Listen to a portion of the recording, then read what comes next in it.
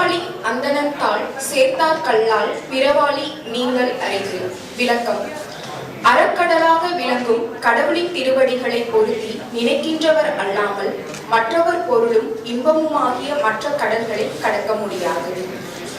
நம்மை இணைக்க உதவிய அன்னை தமிழுக்கு முதன்மை கொடுத்து இந்த விழாவினை தொடங்க தமிழ்தாய் வாழ்த்திற்கு எழுந்து நிற்குமாறு அனைவரையும் அன்புடன் கேட்டுக்கொள்கிறேன்.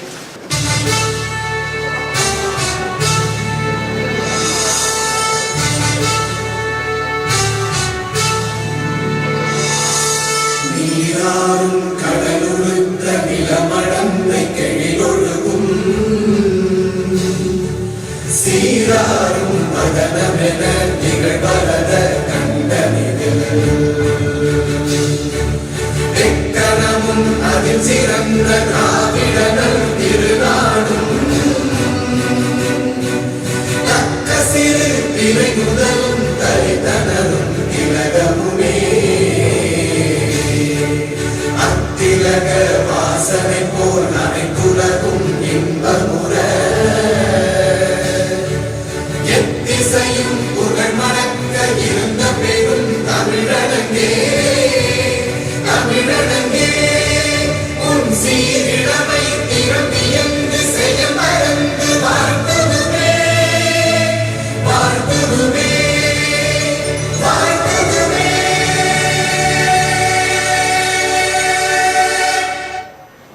நம் அழைப்பினை ஏற்று வந்த சிறப்பு விருந்தினர்களை வரவேற்பதற்காக கீர்த்தனாவை மேடைக்கு அழைக்கின்றேன்.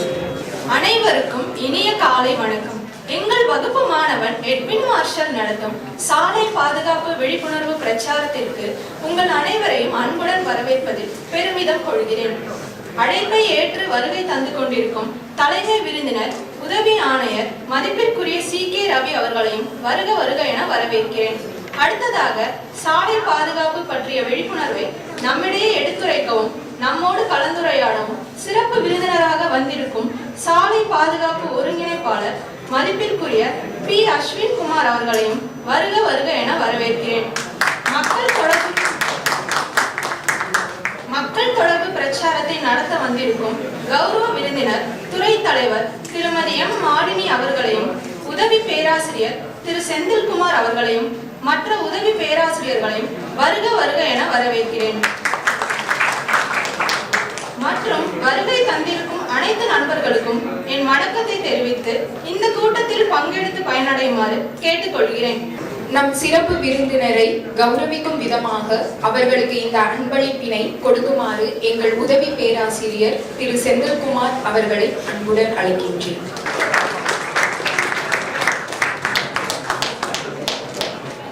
மாணவர்களுக்கு விழிப்புணர்வு ஏற்படுத்தும் விதமாக இந்த கலந்துரையாடலில் கலந்து கொள்ள வந்துள்ள நம் சிறப்பு விருந்தினர் மதிப்புக்குரிய P. அஸ்வின் குமார் அவர்களின் கருத்துக்களை நம்முடன் பகிர்ந்து கொள்ள அன்புடன் அழைக்கின்றேன். எதுக்காக இன்னைக்கு வந்து நம்ம இந்த ரோட் சேஃப்டி அவேர்னஸ் ப்ரோக்ராம் வந்து ஒரு சின்ன demo like before the session start பண்ணுறதுக்கு முன்னாடி ஒரு சின்ன வீடியோ வந்து நான் ப்ளே பண்ணிருக்கேன். ஸோ அந்த வீடியோ ப்ளே பண்ணதுக்கப்புறம் உங்கள் கையில் எல்லாருக்குமே வந்து ஒரு பேப்பர் ஷேர் பண்ணியிருக்கோம். So as per the paper உங்களுக்கு என்ன அந்த ரோட் ரூல்ஸ் பிரகாரம் அது கரெக்டான ஆன்சர்ஸ் வந்து நீங்கள் மார்க் பண்ண போகிறீங்க. ஓகேங்களா? ஸோ மார்க் பண்ணி உங்கள் கையிலே வச்சுக்கங்க. End of the sessions again வந்து நான் உங்களுக்கு கொஸ்டின்ஸை ஷேர் பண்ணுவேன். அப்போ உங்களுக்கு எது நீங்கள் டிக் பண்ணிக்கிற அந்த ஆன்சர்ஸில் வந்து சரியா தப்பா அப்படிங்கிறது வந்து நம்ம செக் பண்ணிக்கலாம். ஓகேங்களா? So before starting of session வந்து நம்ம ஒரு வீடியோ பார்ப்போம்.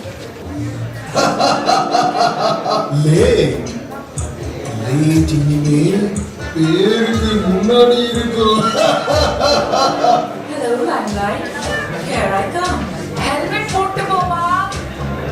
Helmet. நாலு தெரு முன்னாடி போறதுக்கு ஃபியூச்சர் மிஸ் இந்தியா முடியும் நாசமாக வரா.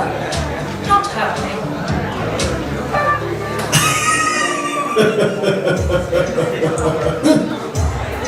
நாலு தெருக்கு போறதுக்கு ஹெல்மெட்டை போட்டுட்டு யாரு தான் முடியும் நாசமாக்கிக்குவாங்க. வெறும் 4 அடி தூரம் தான் போவானே. ஹெல்மெட் போட்டுக்கானா நீ போட்டுக்க மாதிரியாக்கும். ஆம்பளைங்க எப்போ ஹெல்மெட் போட்டுக்க மாட்டாங்க. ரெடியாரு நான் பிக் பண்ண வந்துட்டு இருக்கேன்.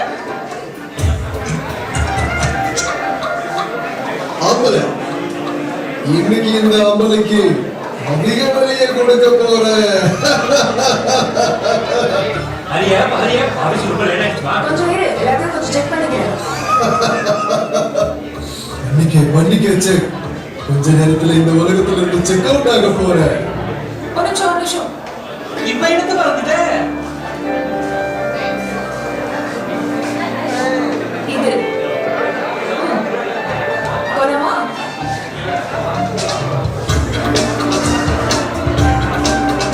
வீட்டுல ஹெல்மெட்டோட ஞாபகம் வருதா? லைஃப் செட்டாக இருக்கும். Helmet on, life on. Okay, so எல்லாரும் இந்த வீடியோ பார்த்தீங்களா? இந்த வீடியோல இருந்து உங்களுக்கு என்ன புரிஞ்சுது? Any ideas? ஹெல்மெட் போடணும். கிரேட். ஸோ ஹெல்மெட் வந்து நம்ம லைஃப் வந்து சேவ் பண்ணும். ஸோ இந்த வீடியோ வந்து அவங்க சொல்ல வரது என்னன்னா, நம்ம வந்து சின்ன சின்ன விஷயத்தையும் வந்து நெக்லெக்ட் பண்ணிட்டு போகிறதுனால நமக்கு ஒரு பெரிய ஆபத்தை ஏற்படுது அப்படின்னு சொல்றாங்க. ஸோ ஒவ்வொரு பர்சனோட லைஃபுக்கு பின்னாடி பார்த்தாக்கா ஒரு யமதர்மன் வந்துகிட்டே தான் இருக்கும். ஸோ நம்ம லைஃப் வந்து ரொம்ப காஸ்ட்லியான ஒன்று இல்லையா, திருப்பி அது கிடைக்காது. ஸோ அதை எந்த அளவுக்கு ப்ரொடெக்ஷன் பண்ணிக்கணும் அப்படின்னு பார்த்தீங்கன்னா அது நம்மளுடைய பிஹேவியர் தான் இருக்கு. ஓகேவா? ஸோ இந்த சின்ன வீடியோவே வந்து உங்களுக்கு நல்லா வந்து எக்ஸ்பிளைன் பண்ணியிருக்கோம். லைக் எல்லாருமே உங்களுடைய கொஷின்ஸ்லாம் ரைட் பண்ணிட்டீங்களா? ஓகே, செஷன்ஸ்குள்ளே போகலாம். ஃபர்ஸ்ட் ஆஃப் ஆல் என்னோட நேம் வந்து அஸ்வின் குமார். ஓகேவா? ஸோ நான் ஹோண்டா மோட்டார் சைக்கிள்லேருந்து வரேன். எங்களுக்கு அப்படின்னு பார்த்தீங்கன்னா மெரினா பீச்சில் children's road safety and traffic park அப்படின்னு சொல்லிட்டு ஒரு டிராஃபிக் பார்க் வச்சு ரன் பண்ணிட்டு இருக்கோம். ஸோ இதோட பர்பஸ் என்ன அப்படின்னு பார்த்தீங்கன்னா 0 ஆக்சிடென்ட்ஸை கொண்டு வரணும் அப்படிங்கிறது என்னோட மோட்டோ. ஓகேவா? ஸோ இதுக்காக நாங்கள் பண்ணுறது என்னன்னா லைக் பிரைமரி கிட்ஸ்ல இருந்துட்டு அடல்ட் எல்லாருக்குமே வந்துட்டு ரோட் சேஃப்டி ப்ரோக்ராம்ஸ் பண்ணிட்டு இருக்கோம். தென் வந்துட்டு ஃபீமேல்ஸ்க்கு ஃப்ரீயாக டிரைவிங்கும் வந்து நாங்கள் கற்றுக் கொடுத்துருக்கோம். ஓகேங்களா? ஸோ இது எதுக்காக அப்படின்னு பார்த்தீங்கன்னா மோஸ்ட்லி ஜென்ஸ் எல்லாருமே வந்து டிரைவ் பண்ணுவாங்க. ஸோ அவங்களுக்கு ஆல்ரெடி கட்ஸ் அதிகம். ஸோ ஈஸியாக வந்து அவங்க கேர் பண்ணிப்பாங்க. பட் ஃபீமேல்ஸ் அப்படிங்கும்போது சின்ன ஃபியர்ஸ் இருக்கும். ஸோ அதனால அவங்க டிரைவிங் லேர்ன் பண்ணுறதுல கொஞ்சம் ட்ரபிள்ஸ் இருக்குது. ஸோ அதுக்காக தான் வந்து நாங்கள் ஃபீமேல்ஸ்க்கு ப்ரிஃபர்டாக வந்து நாங்கள் ஃப்ரீயாக டிரைவிங் வந்து அப்ரோச் பண்ணிட்டு இருக்கோம். ஓகே, ஸோ இப்போ நம்ம ப்ரோக்ராம்குள்ளே போகலாம். Road safety awareness program. ஓகேவா? ஸோ எதுக்காக யங்ஸ்டர்ஸ்க்கு மத்தியில் வந்துட்டு இந்த ரோட் சேஃப்டி அவேர்னஸ் ப்ரோக்ராம் வந்து ஸ்ப்ரெட் பண்ணுறோம் அப்படின்னு பார்த்தீங்கன்னா ஆல்ரெடி சார் பிகினிங்லேயே ஒரு சின்ன எக்ஸாம்பிள் நல்லாவே கொடுத்தாங்க. ஸோ அவங்களுடைய ஃப்ரெண்ட்ஸ் அவங்க ஃபேமிலியில் ஒரு மெம்பர் இறந்தது வந்து அவங்க ஃபேமிலிக்கு எந்த அளவுக்கு ஒரு வருத்தத்தை கொடுக்கும்ன்றது ஃபீல் பண்ணால் மட்டும்தான் புரியும். ஓகேங்களா? ஸோ இப்போ இருக்கிற இந்த ஜென்ரேஷன்ஸில் அதிகப்படியான ஆக்சிடென்ட்ஸ் யாருக்கு நடக்குது அப்படின்னு பார்த்தீங்கன்னா யங்ஸ்டர்ஸ் தான். ஸோ ஏன்னா இவங்களால மட்டும் தான் அதிக ஆக்சிடென்ட்ஸ் நடக்கிறதுக்கான ரீசன்ஸ் என்னன்னா இவங்க வந்து வெஹிக்கிள்ஸ் ரொம்ப ஃபாஸ்ட்டாக ட்ரைவ் பண்ணுவாங்க, ரூல்ஸை பிரேக் பண்ணுவாங்க, ஹெல்மெட்ஸ் வேர் பண்ண மாட்டாங்க, அதே மாதிரி ட்ரிபிள்ஸ் போவாங்க இல்லையா? ஸோ முக்கியமான விஷயம் ரேசிங். எல்லாருமே வந்து ரேசிங் நம்ம வந்து ரேஸ் ட்ராக் தான் பார்த்துருக்கோம். பட் இங்கே வந்து சிட்டி ரேசிங் அப்படின்னு சொல்லிட்டு சிட்டிக்குள்ள வந்து பீப்புள்ஸை டிஸ்டர்ப் பண்ணி ஒரு ரேசிங் நடக்குது இல்லையா? ஸோ இந்த மாதிரி ரீசன்ஸ்னால ஆக்சிடென்ட்ஸில் ஏற்படும் போது ட்ரைவ் பண்ணுற அந்த பர்சன்ஸ் மட்டும் இல்லாமல் மற்ற ஜென்ரல் பீப்புள்ஸும் வந்து அஃபெக்ட் ஆகிறாங்க. ஸோ இதுக்காக வந்து ஒரு சின்ன கரெக்ஷன்ஸ் கொடுக்கணும் அப்படின்றதுக்காக தான் இந்த awareness program. Honda 4S concept. So 4S concept அப்படிங்கிறது வந்து பெருசாக ஒன்றும் கிடையாது. ஸோ எந்த ஒரு கம்பெனியாக இருந்தாலும் என்ன பண்ணுவாங்கன்னா சேல் பண்ணுவாங்க, சர்வீஸ் பண்ணுவாங்க. அப்படியே ஸ்பேர்ஸ் ஏதாவது போச்சு அப்படின்னு சொன்னாக்கா ஸ்பேர்ஸும் வந்து ப்ரொவைட் பண்ணுவாங்க. ஸோ நாங்கள் நாலாவதாக கொடுக்குற அந்த சேஃப்டி என்ன, அந்த எஸ் அப்படி என்ன அப்படின்னு பார்த்தீங்கன்னா சேஃப்டி. ஸோ பீப்புள்ஸ்க்கு வந்துட்டு என்னதான் வெஹிக்கிள் பர்ச்சேஸ் பண்ணாலும் ஸ்பேர்ஸ் வந்து டேமேஜ் ஆயிடுச்சுன்னா ரீப்ளேஸ் பண்ணிக்கலாம். பட் நம்மளுக்கு வந்து கையோ காலோ பண்ணால் ரீப்ளேஸ் பண்ண முடியுமா? முடியாது இல்லையா? ஸோ அதுக்காக தான் பீப்புளுக்கு வந்து நம்ம சேஃப்டியை வந்து கொடுக்கணும் அப்படின்றதுக்காக கொண்டு வந்தது தான் இந்த 4S கான்செப்ட். ஸோ இந்தியாவில் மட்டும் இல்லாமல் அப்ராக்ஸ் 40 கண்ட்ரீஸ் கிட்ட வந்து நாங்கள் இந்த மாதிரியான ரோட் சேஃப்டி அவேர்னஸ் ப்ரோக்ராம் பண்ணிட்டு இருக்கோம்.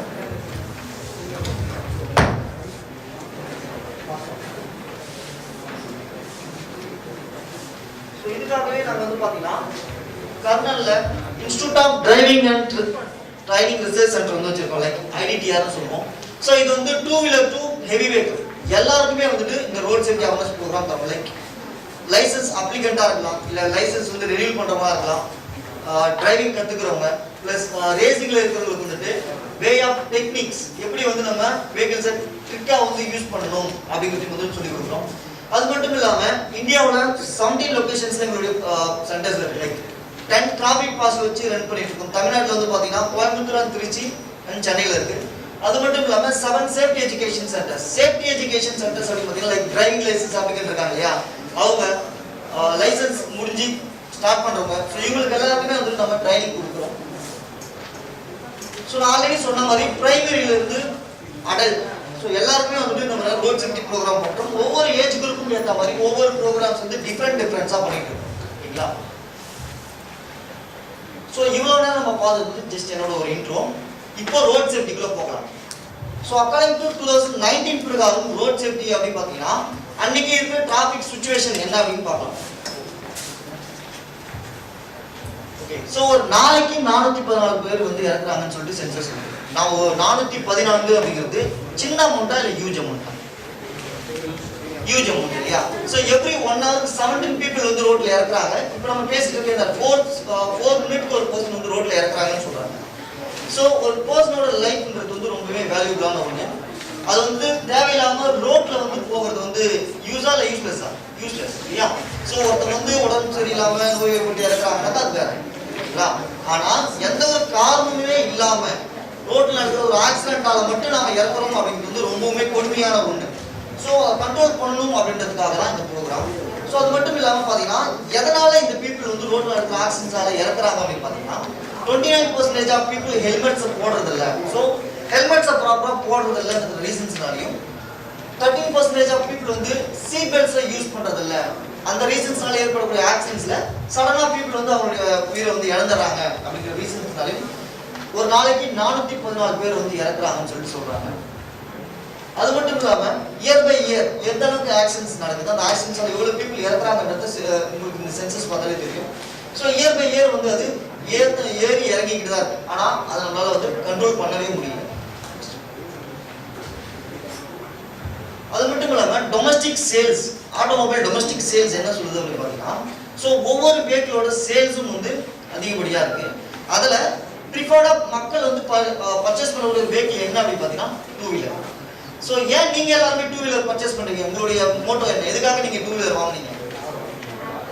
ஸோ எக்கனாமிக்கலா கம்மி, சிட்டிக்குள்ள போகும்போது அது கம்மி ஸ்பேஸ் எடுத்துக்கும், சம்டைம்ஸ் ஈஸியா நீங்க சிங்கிள் ஜம்ப் பண்ணிடலாம் இல்லையா? ஸோ பீப்புளோட மைண்ட் செட்டே தான் எக்கனாமிக்கலா வந்து ரொம்ப கம்மியா இருக்கும், பர்ச்சேஸ் பண்ணலாம். ஸோ அதனால 81% ஆஃப் பீப்புள் வந்து 2 வீலர் தான் வந்து பர்ச்சேஸ் பண்றாங்க. அதுக்கு ஈக்குவலா எந்த வெஹிக்கிளால ஆக்சிடென்ட்ஸ் அதிகமாக நடக்குது அப்படின்னு பார்த்தோம்னா 37% ஆஃப் ஆக்சிடென்ட்ஸ் வந்து 2 வீலரால தான் நடக்குது. ஓகேங்களா? ஸோ எல்லா வெஹிக்கிளுக்குமே வந்து அதுல ஒவ்வொரு பங்கு இருக்கு. ஆனா எந்த அளவுக்கு 2 வீலர் பர்ச்சேஸ் சேல் ஆகுதோ அதுக்கு ஈக்குவலான கால்குலேஷன்ஸ்ல ஏற்படக்கூடிய ஆக்சிடென்ட்ஸ்லயும் வந்து 2 வீலரோட பங்கு அதிகமாகவே இருக்கு. அப்போ நீங்களே ஜஸ்ட் இமேஜின் பண்ணுங்க, எந்த அளவுக்கு ஆக்சிடென்ட்ஸ் நடக்குது, அப்போ எந்த அளவுக்கு பீப்புள் வந்து அவங்களுடைய வாழ்க்கையை வந்து இழந்துட்டு இருக்காங்க அப்படின்னு சொல்லிட்டு. So developing road sense. இப்போ நீங்க ஒரு நல்ல டிரைவர் இல்லை ஒரு நல்ல ரைடரா இருந்தாக்கா நீங்க எப்படி வந்து ரோட்ல ரியாக்ட் பண்ணுவீங்க அப்படிங்கிறது தான் இது. ஓகேங்களா? ஸோ நம்ம வந்து ஒரு நல்ல ரைடர் இல்லை ஒரு நல்ல டிரைவர் அப்படின்னு சொன்னாக்கா நம்மளுடைய ஆட்டிடியூட் வேலையே வந்துட்டு நம்ம பெஸ்ட் அப்படிங்கிறத நம்ம ஷோ பண்ணுவோம். எப்படி நம்ம ஷோ பண்ணுவோம்? ஸோ ரோட் சென்ஸ் அப்படிங்கிறது வந்து ஜஸ்ட் ரூல்ஸை ஃபாலோ பண்ணுறது மட்டும் கிடையாது. ஸோ அது வந்து நிறைய விஷயங்கள் இருக்கு. காமன் சென்ஸ் இருக்கு, அப்சர்வேஷன்ஸ் இருக்கு, ரூல்ஸை நம்ம ஃபாலோ பண்ணணும், மற்றவங்க வந்து எப்படி ரியாக்ட் பண்ணுறாங்கன்னு நம்ம நோட்டீஸ் பண்ணணும். ஸோ அவங்களுக்கு நம்ம டீச் பண்ணணும். இதெல்லாம் நீங்கள் போயிட்டு நீங்கள் ரூல்ஸை ஃபாலோ பண்ண மாட்டீங்க, ஹெல்மெட் போடுங்க, அப்போ தான் நீங்கள் பாதுகாப்பாக இருப்பீங்க, நம்ம வீடு சொன்னா கேட்பீங்களா? கண்டிப்பாக கிடையாது. ஸோ நம்ம அடிப்பட்டு அதுக்கப்புறம் தான் வந்து ஹெல்மெட் போட்டுருக்கலாம், நம்ம வந்து லெஃப்ட் இண்டிகேட்டர் போட்டு போயிருக்கலாம் அப்படின்றதே நம்ம ஃபீல் பண்ணுவோம். அது ஏன் நம்ம வந்து அந்த ஆக்சிடென்ட்ஸ் நடக்கிறதுக்கு முன்னாடியே அப்சர்வ் பண்ணுறது இல்லை? ஏன்னா அது நம்ம பெருசாக கண்டுக்கிறதே இல்லை இல்லையா? இந்த 5 ரீசன்ஸ் நீங்க ஃபாலோ பண்ணீங்கன்னா நீங்க வந்து ஒரு நல்ல டிரைவர் இல்லை ஒரு நல்ல ரைடரா இருக்கலாம்னு சொல்றாங்க. என்ன அப்படின்னு பார்த்தீங்கன்னா ரெஸ்பான்சிபிலிட்டிஸ். ஸோ நமக்குன்னு ரெஸ்பான்சிபிலிட்டிஸ் இருக்கு. என்னது? ரூல்ஸை ஃபாலோ பண்ணணும், மற்றவங்களை நாம டிஸ்டர்ப் பண்ணாம டிரைவ் பண்ணணும். ஓகேங்களா? ஸோ எப்படி நீங்க ரூல்ஸை ஃபாலோ பண்ணலாம் அப்படின்னு பார்த்தீங்கன்னா சிக்னல்ஸ்க்கு ஒபே பண்ணணும். ஸோ நிறைய பேர் வந்து பார்த்தீங்கன்னா டைம் ஆயிடுச்சுன்னு சொல்லிட்டு சிக்னல்ஸ் வந்து நெக்லெக்ட் பண்றாங்க. அப்படி இல்லை ரொம்ப டிராஃபிக் அதிகமாக இருக்குன்னு சொன்னாக்கா பிளாட்ஃபார்ம்ல டிரைவ் பண்றாங்க. ஓகேங்களா? ஸோ இதை வந்து நம்ம ரெடியூஸ் பண்ணலாம். வெஹிக்கிள் ரோட்ல தான் போகணும், பிளாட்ஃபார்ம்ல வாக் பண்றவங்க பிளாட்ஃபார்ம்ல தான் போகணும். பட் பிளாட்ஃபார்ம்ல போறவங்க ரோட்ல போகக்கூடிய வெஹிக்கிள் பிளாட்ஃபார்ம்லேயே போறாங்க, என்ன ஆகும்? கண்டிப்பா ஆக்சிடென்ட்ஸ் நடக்கும் இல்லையா? Anticipation, concentration, patience. ஸோ நம்ம எந்த அளவுக்கு ரோட்ல வந்து நம்ம கவனமா இருக்கும், முன்னாடி என்ன வெஹிக்கிள் போகுது, யார் இண்டிகேட்டர் போடுறாங்க, யார் ஹாரன் பண்றாங்க, எவ்வளவு ஸ்பீட்ல வெஹிக்கிள் வருதுன்றது நீங்க அப்சர்வ் பண்ணி டிரைவ் பண்ணும்போது தான் உங்களுக்கு ரியாக்ட் பண்ணக்கூடிய அந்த கெப்பாசிட்டியே வந்து அதிகமாகும். ஓகேங்களா? ஸோ இப்போ நீங்க நோட்டீஸ் பண்ணாம போய்கிட்டே இருக்கீங்க, ஒரு சாங் கேட்டுட்டு போறீங்கன்னு வச்சுங்களேன். ஸோ உங்களுடைய சிந்தனைகள்லாம் எங்க இருக்கும்? அந்த சாங்கை கேட்கறதுல தான் இருக்கும். இல்லை நீங்க ஃபோன் பேசிட்டு போறீங்கன்னா அவங்க என்ன பேசுறாங்க, அதுக்கு நீங்க என்ன ஆன்சர்ஸ் கொடுக்குறீங்க, அந்த கான்செப்ட்ல தான் உங்க மைண்ட் இருக்குமே தவிர நம்மளுடைய மைண்ட் அந்த டைம்ல 2 விஷயங்களை வந்து ஃபோக்கஸ் பண்ணாது. ஓகேங்களா? ஸோ அதனால என்ன ஆகுதுன்னா ஈஸியாக உங்களுடைய கான்சன்ட்ரேஷன் லெவல் அப்படிங்கிறது வந்து ரெடியூஸ் ஆகிடுது. ஸோ இன்கேஸ் நீங்கள் ரோட்டில் ஃபோன் பேசிட்டு போயிட்டே இருக்கீங்க, அப்போ வந்துட்டு திடீர்னு யாரோ ஒரு கிட்டோ இல்லை ஏதோ ஒரு வெஹிக்கில் வந்து கிராஸ் ஆகுறாங்கன்னு சொன்னாக்கா உங்களால் ரியாக்ட் பண்ண முடியுமா? முடியாது. பட் நீங்கள் பிரேக் யூஸ் பண்ணுவீங்க, இல்லை ஆக்சிலேட்டர் ரெடியூஸ் பண்ணுவீங்க, வெஹிக்கிள் ஸ்டாப் ஆகாது. ஏன்னா சடனாக ரியாக்ட் பண்ணக்கூடிய கெப்பாசிட்டி நமக்கு இருக்காது இல்லையா? ஸோ அதனால தான் ரொம்ப கான்சன்ட்ரேஷனோட நம்ம ட்ரைவ் பண்ணணும். ஸோ பேஷன்ஸ், நம்ம ரோட்டில் போகும்போது ரொம்ப பொறுமையாக இருக்கணும்னு சொல்கிறாங்க. எந்த விதத்தில் அப்படின்னு பார்த்தீங்கன்னா, ஒரு சின்ன எக்ஸாம்பிள் தரேன். இப்போ நம்ம எல்லாருமே வந்து டிராஃபிக் அப்படின்னு எடுத்துட்டா சிக்னலில் வெயிட் பண்ணுவோமா? எல்லாருமே சிக்னல் வெயிட் பண்ணுவோம். ரெட் சிக்னல் போட்டு அந்த கிரீன் லைட் ஃபங்க்ஷன் ஆகிற வரைக்கும் அவ்வளோ பொறுமையாக இருக்கும். கிரீன் போட்டோன்னே எதுக்கு ரேஸ் பண்ணுறோம்? ஸோ அந்த ரேசிங்கில் வந்து நம்ம எதையும் போய் அச்சீவ் பண்ண போகிறது இல்லை இல்லையா? ஆனால் இவ்வளோ நேரம் பொறுமையாக இருந்தால் நாம அந்த கிரீன் லைட்டுக்கு வெயிட் பண்ணவே மாட்டோம். ஸோ கிரீன் போட்டோன்னே தான் நம்ம ரஷ் டிரைவிங் பண்ணுறோம். ஸோ அந்த ஃப்ராக்சர் ஆஃப் செகண்டில் யாராவது லெஃப்ட் ரைட் எடுத்து என்ன ஆகும்? கண்டிப்பாக ஆக்சிடென்ட்ல போய் முடியும். ஸோ அதுதான் சொல்கிறாங்க, பொறுமை அப்படிங்கிறது வந்து நமக்கு ரொம்பவே அவசியம். ஸோ நம்ம காமாக ட்ரைவ் பண்ணுறோம்னு சொன்னாக்கா ஆஸ் யூஷுவல் நார்மலாக போகலாம். ஸோ நீங்கள் ஃபாஸ்ட்டாக ட்ரைவ் பண்ணுறீங்க அப்படின்னும் போது என்ன ஆகுதுன்னா ரியாக்ட் பண்ணக்கூடிய கெப்பாசிட்டி நமக்கு இருக்காது. ஸோ இது எல்லாமே நீங்கள் ஃபாலோ பண்ணுறீங்கன்னு சொன்னாக்கா நீங்கள் ட்ரைவ் பண்ணுறதுக்கான ஒரு நல்ல எக்ஸ்பர்ட்டாக இருக்கலாம். மோஸ்ட்லி நீங்கள் பார்க்கக்கூடிய ஒரு விஷயம் இதுதான் ரோட்டில் அக்ரெஷன்ஸ் ஆன் ரோட்ஸ். ஸோ என்ன பண்ணுவோம், நம்ம ரோட்டில் போயிட்டே இருப்போம், யாராவது ஒரு வெஹிக்கிள் நம்ம இடிச்சிட்டா அவங்க வந்து நம்ம சண்டை போடுவோம் இல்லையா? ஏன் என் வெஹிக்கிள் இடிச்சா, பார்த்து வந்தியா பார்க்க மாட்டியா? ஸோ இந்த மாதிரி நிறைய ஆர்குமெண்ட்ஸ்லாம் போகும். ஸோ அதுக்காக நான் சொல்கிறது ஒரே ஒரு விஷயம் தான், keep calm and drive on. So காமாக மூவ் பண்ணி போயிடுங்கன்னு சொல்கிறேன். காரணம் என்னன்னா எல்லாருக்கிட்டையும் இன்சூரன்ஸ் அப்படின்னு ஒரு விஷயம் இருக்குங்களா? ஸோ அந்த இன்சூரன்ஸ் மூலிமா அந்த வெஹிக்கிளுக்கு வந்து நம்ம கிளைம் பண்ணிட்டு போயிடலாம். ஆனால் நம்ம அதை பண்ணவே மாட்டோம். ஏன்னா நம்ம அந்த வெஹிக்கிள் வந்து எந்த அளவுக்கு நம்ம வந்து லைக் பண்ணி அந்த வெஹிக்கிளை ட்ரைவ் பண்ணுறோமோ, யாராவது சின்ன ஸ்க்ராட்ச் போட்டால் கூட நம்ம அவங்கள வந்து சண்டை போட்டுருக்கோம். ஸோ இந்த மாதிரி நீங்கள் அவங்ககிட்ட சாரி கேட்டுன்னு அவங்க சண்டை போட்டுட்டு இருக்காங்க அப்படின்னு சொன்னாக்கா அவங்ககிட்ட நீங்கள் பேசவே தேவையில்ல, மூவ் பண்ணி போயிடுங்க அப்படின்னு சொல்லுவாங்க. ஏன்னா நீங்கள் காமா இல்லைன்னு சொன்னாக்க என்ன ஆகும், அதே மோட்டோல லைக் அதே கோதோட நீங்கள் ட்ரைவ் பண்ணுறீங்க அப்படின்னு சொன்னால் என்ன ஆகும், உங்களை அறியாமலேயே உங்களுடைய ரேசிங் ஸ்பீட் என்ன ஆகும், இன்க்ரீஸ் ஆகும். ஸோ நீங்கள் ஃபாஸ்ட்டாக ட்ரைவ் பண்ணீங்க, பிரேக்கில் ஏதாவது கிராஸ் ஆனாக்கா ரியாக்ட் பண்ண மாட்டோம் இல்லையா? ஸோ ஈஸியாக வந்து நமக்கு வந்து ஆக்சிடென்ட்ஸ் ஏற்படுறதுக்கான வாய்ப்புகள் நிறையவே இருக்கு. Protect your self. ஸோ இப்போ இருக்கிற அந்த கொரோனா காலகட்டத்தில் நம்ம வந்து நம்ம எப்படி ப்ரொடெக்ட் பண்ணிக்கிறோம், மாஸ்க் போடுறோம், ஹேண்ட் கிளவுஸ் போடுறோம், சோஷியல் டிஸ்டன்சிங் மெயின்டைன் பண்ணோம் இல்லையா? ஸோ அப்போ 2 வீலர் இல்லை 4 வீலர் நம்ம ட்ரைவ் பண்ணாக்கா நம்ம வந்து நம்ம எப்படி பாதுகாத்துக்க முடியும்? 2 வீலர் இருந்தாக்கா கம்பல்சரி நம்ம ஹெல்மெட்டை போடணும், 4 வீலர் இருந்தாக்கா கம்பல்சரி நம்ம சீட் பெல்ட்ஸை போடணும். ஸோ அந்த சீட் பெல்ட்ஸும் அந்த ஹெல்மெட்ஸும் நம்மளை வந்து எந்த அளவுக்கு ப்ரொடெக்ட் பண்ணுது அப்படிங்கிறது வந்து சின்ன ஒரு டெமோ மூலமா நம்ம தெரிஞ்சுக்கணும். ஒரு மேல் ஒரு ஃபீமேல் யாராவது வாலண்டியராக வர முடியுமா? ஸோ லேடிஸ் மட்டும் கொஞ்சம் இவங்க ஃபோக்கஸ் பண்ணுங்க. அவங்க ஹெல்மெட் எப்படி போடுறாங்க அப்படிங்கிறத வச்சு அவங்க போடுறது சரியா தப்பான்றது வந்து நம்ம ஜட்ஜ் பண்ண போகிறோம். ஓகேங்களா? ஹெல்மெட்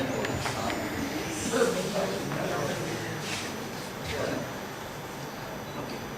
ஸோ அவங்க ஹெல்மெட் போட்டாங்க இல்லையா? இப்போ ரிமூவ் பண்ணி நான் போடுறேன்.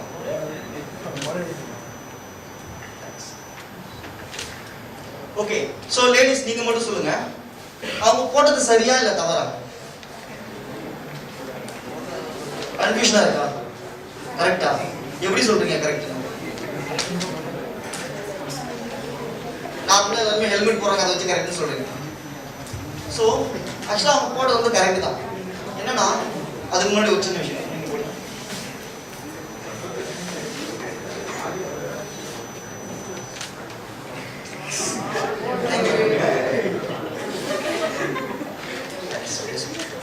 ஸோ 2 பேருமே ஹெல்மெட் போடுறதை நீங்கள் நோட்டீஸ் பண்ணியிருப்பீங்க. ஸோ 2 பேருமே போட்டது சரியா தப்பா அப்படின்னு பார்த்தாக்கா 2 பேருமே சரியாக தான் போட்டாங்க. ஆனால் அவர் மட்டும் லைட்டாக சொல்லிவிட்டார். ஸோ என்னன்னா லேடிஸ் வந்து ஹெல்மெட்ஸை போடுறீங்க, உங்களுக்கு வந்து ஃப்ளெக்சிபிளாக வந்து பின்னாடி நீங்கள் கொண்ட போடுறீங்கன்னு சொன்னாக்கா அது லாக் பண்ணுற மாதிரி ஒரு ஹெல்மெட்ஸ்லாம் வருது. ஓகேவா? ஏன் வந்து நீங்கள் ஹெல்மெட் போடும்போது வந்து கொஞ்சம் பார்த்து போடுதுன்னு சொன்னாக்கா எல்லாருமே பண்ணக்கூடிய ஒரு காமன் மிஸ்டேக் என்னன்னா, இப்போ பாய்ஸ் நாங்கள் என்ன பண்ணுவோம்னா ஜஸ்ட் இதை வந்து அப்படியே இன்செர்ட் பண்ணுவோம், எங்களுக்கு அது பெருசாக ட்ரபிள் எதுவும் கிடையாது. ஓகேவா? ஆனா நீங்க எல்லாருமே ஸ்டட்ஸ் யூஸ் பண்ணுவீங்க. ஓகேவா? சோ நீங்க ஹெல்மெட்ஸ் போடும்போது இதை எக்ஸ்பெண்ட் பண்ணி நீங்க ஹெல்மெட்ஸ் போடணும். ரிமூவ் பண்ணும்போதும் நீங்க எக்ஸ்டெண்ட் பண்ணி தான் வந்து ரிமூவ் பண்ணணும். ஏன்னா ஸ்டட் போடுறதுனால உங்களுக்கு கால் ஈஸியா வந்து டேமேஜ் ஆகிறதுக்கான வாய்ப்புகள் நிறையவே இருக்கு. ஆனா பாய்ஸ் வந்து என்ன பண்ணுவாங்கன்னா ஹேர் ஸ்டைல் கலைன்றத பத்திலாம் கவலையப்பட மாட்டாங்க. ஸோ ஈஸியா வந்து நாங்க இன்செர்ட் பண்ணி வெளில எடுத்துக்கணும். ஆனா நீங்க எல்லாமே பார்த்து தான் செய்வீங்க. ஸோ இந்த ஹெல்மெட்ஸ் போடுறது வந்து பெருசு கிடையாது. அந்த ஹெல்மெட் வந்து நம்ம தலைக்கு எந்த அளவுக்கு ஃப்ளெக்சிபிளா இருக்கு அப்படிங்கிறது தான் முக்கியம்.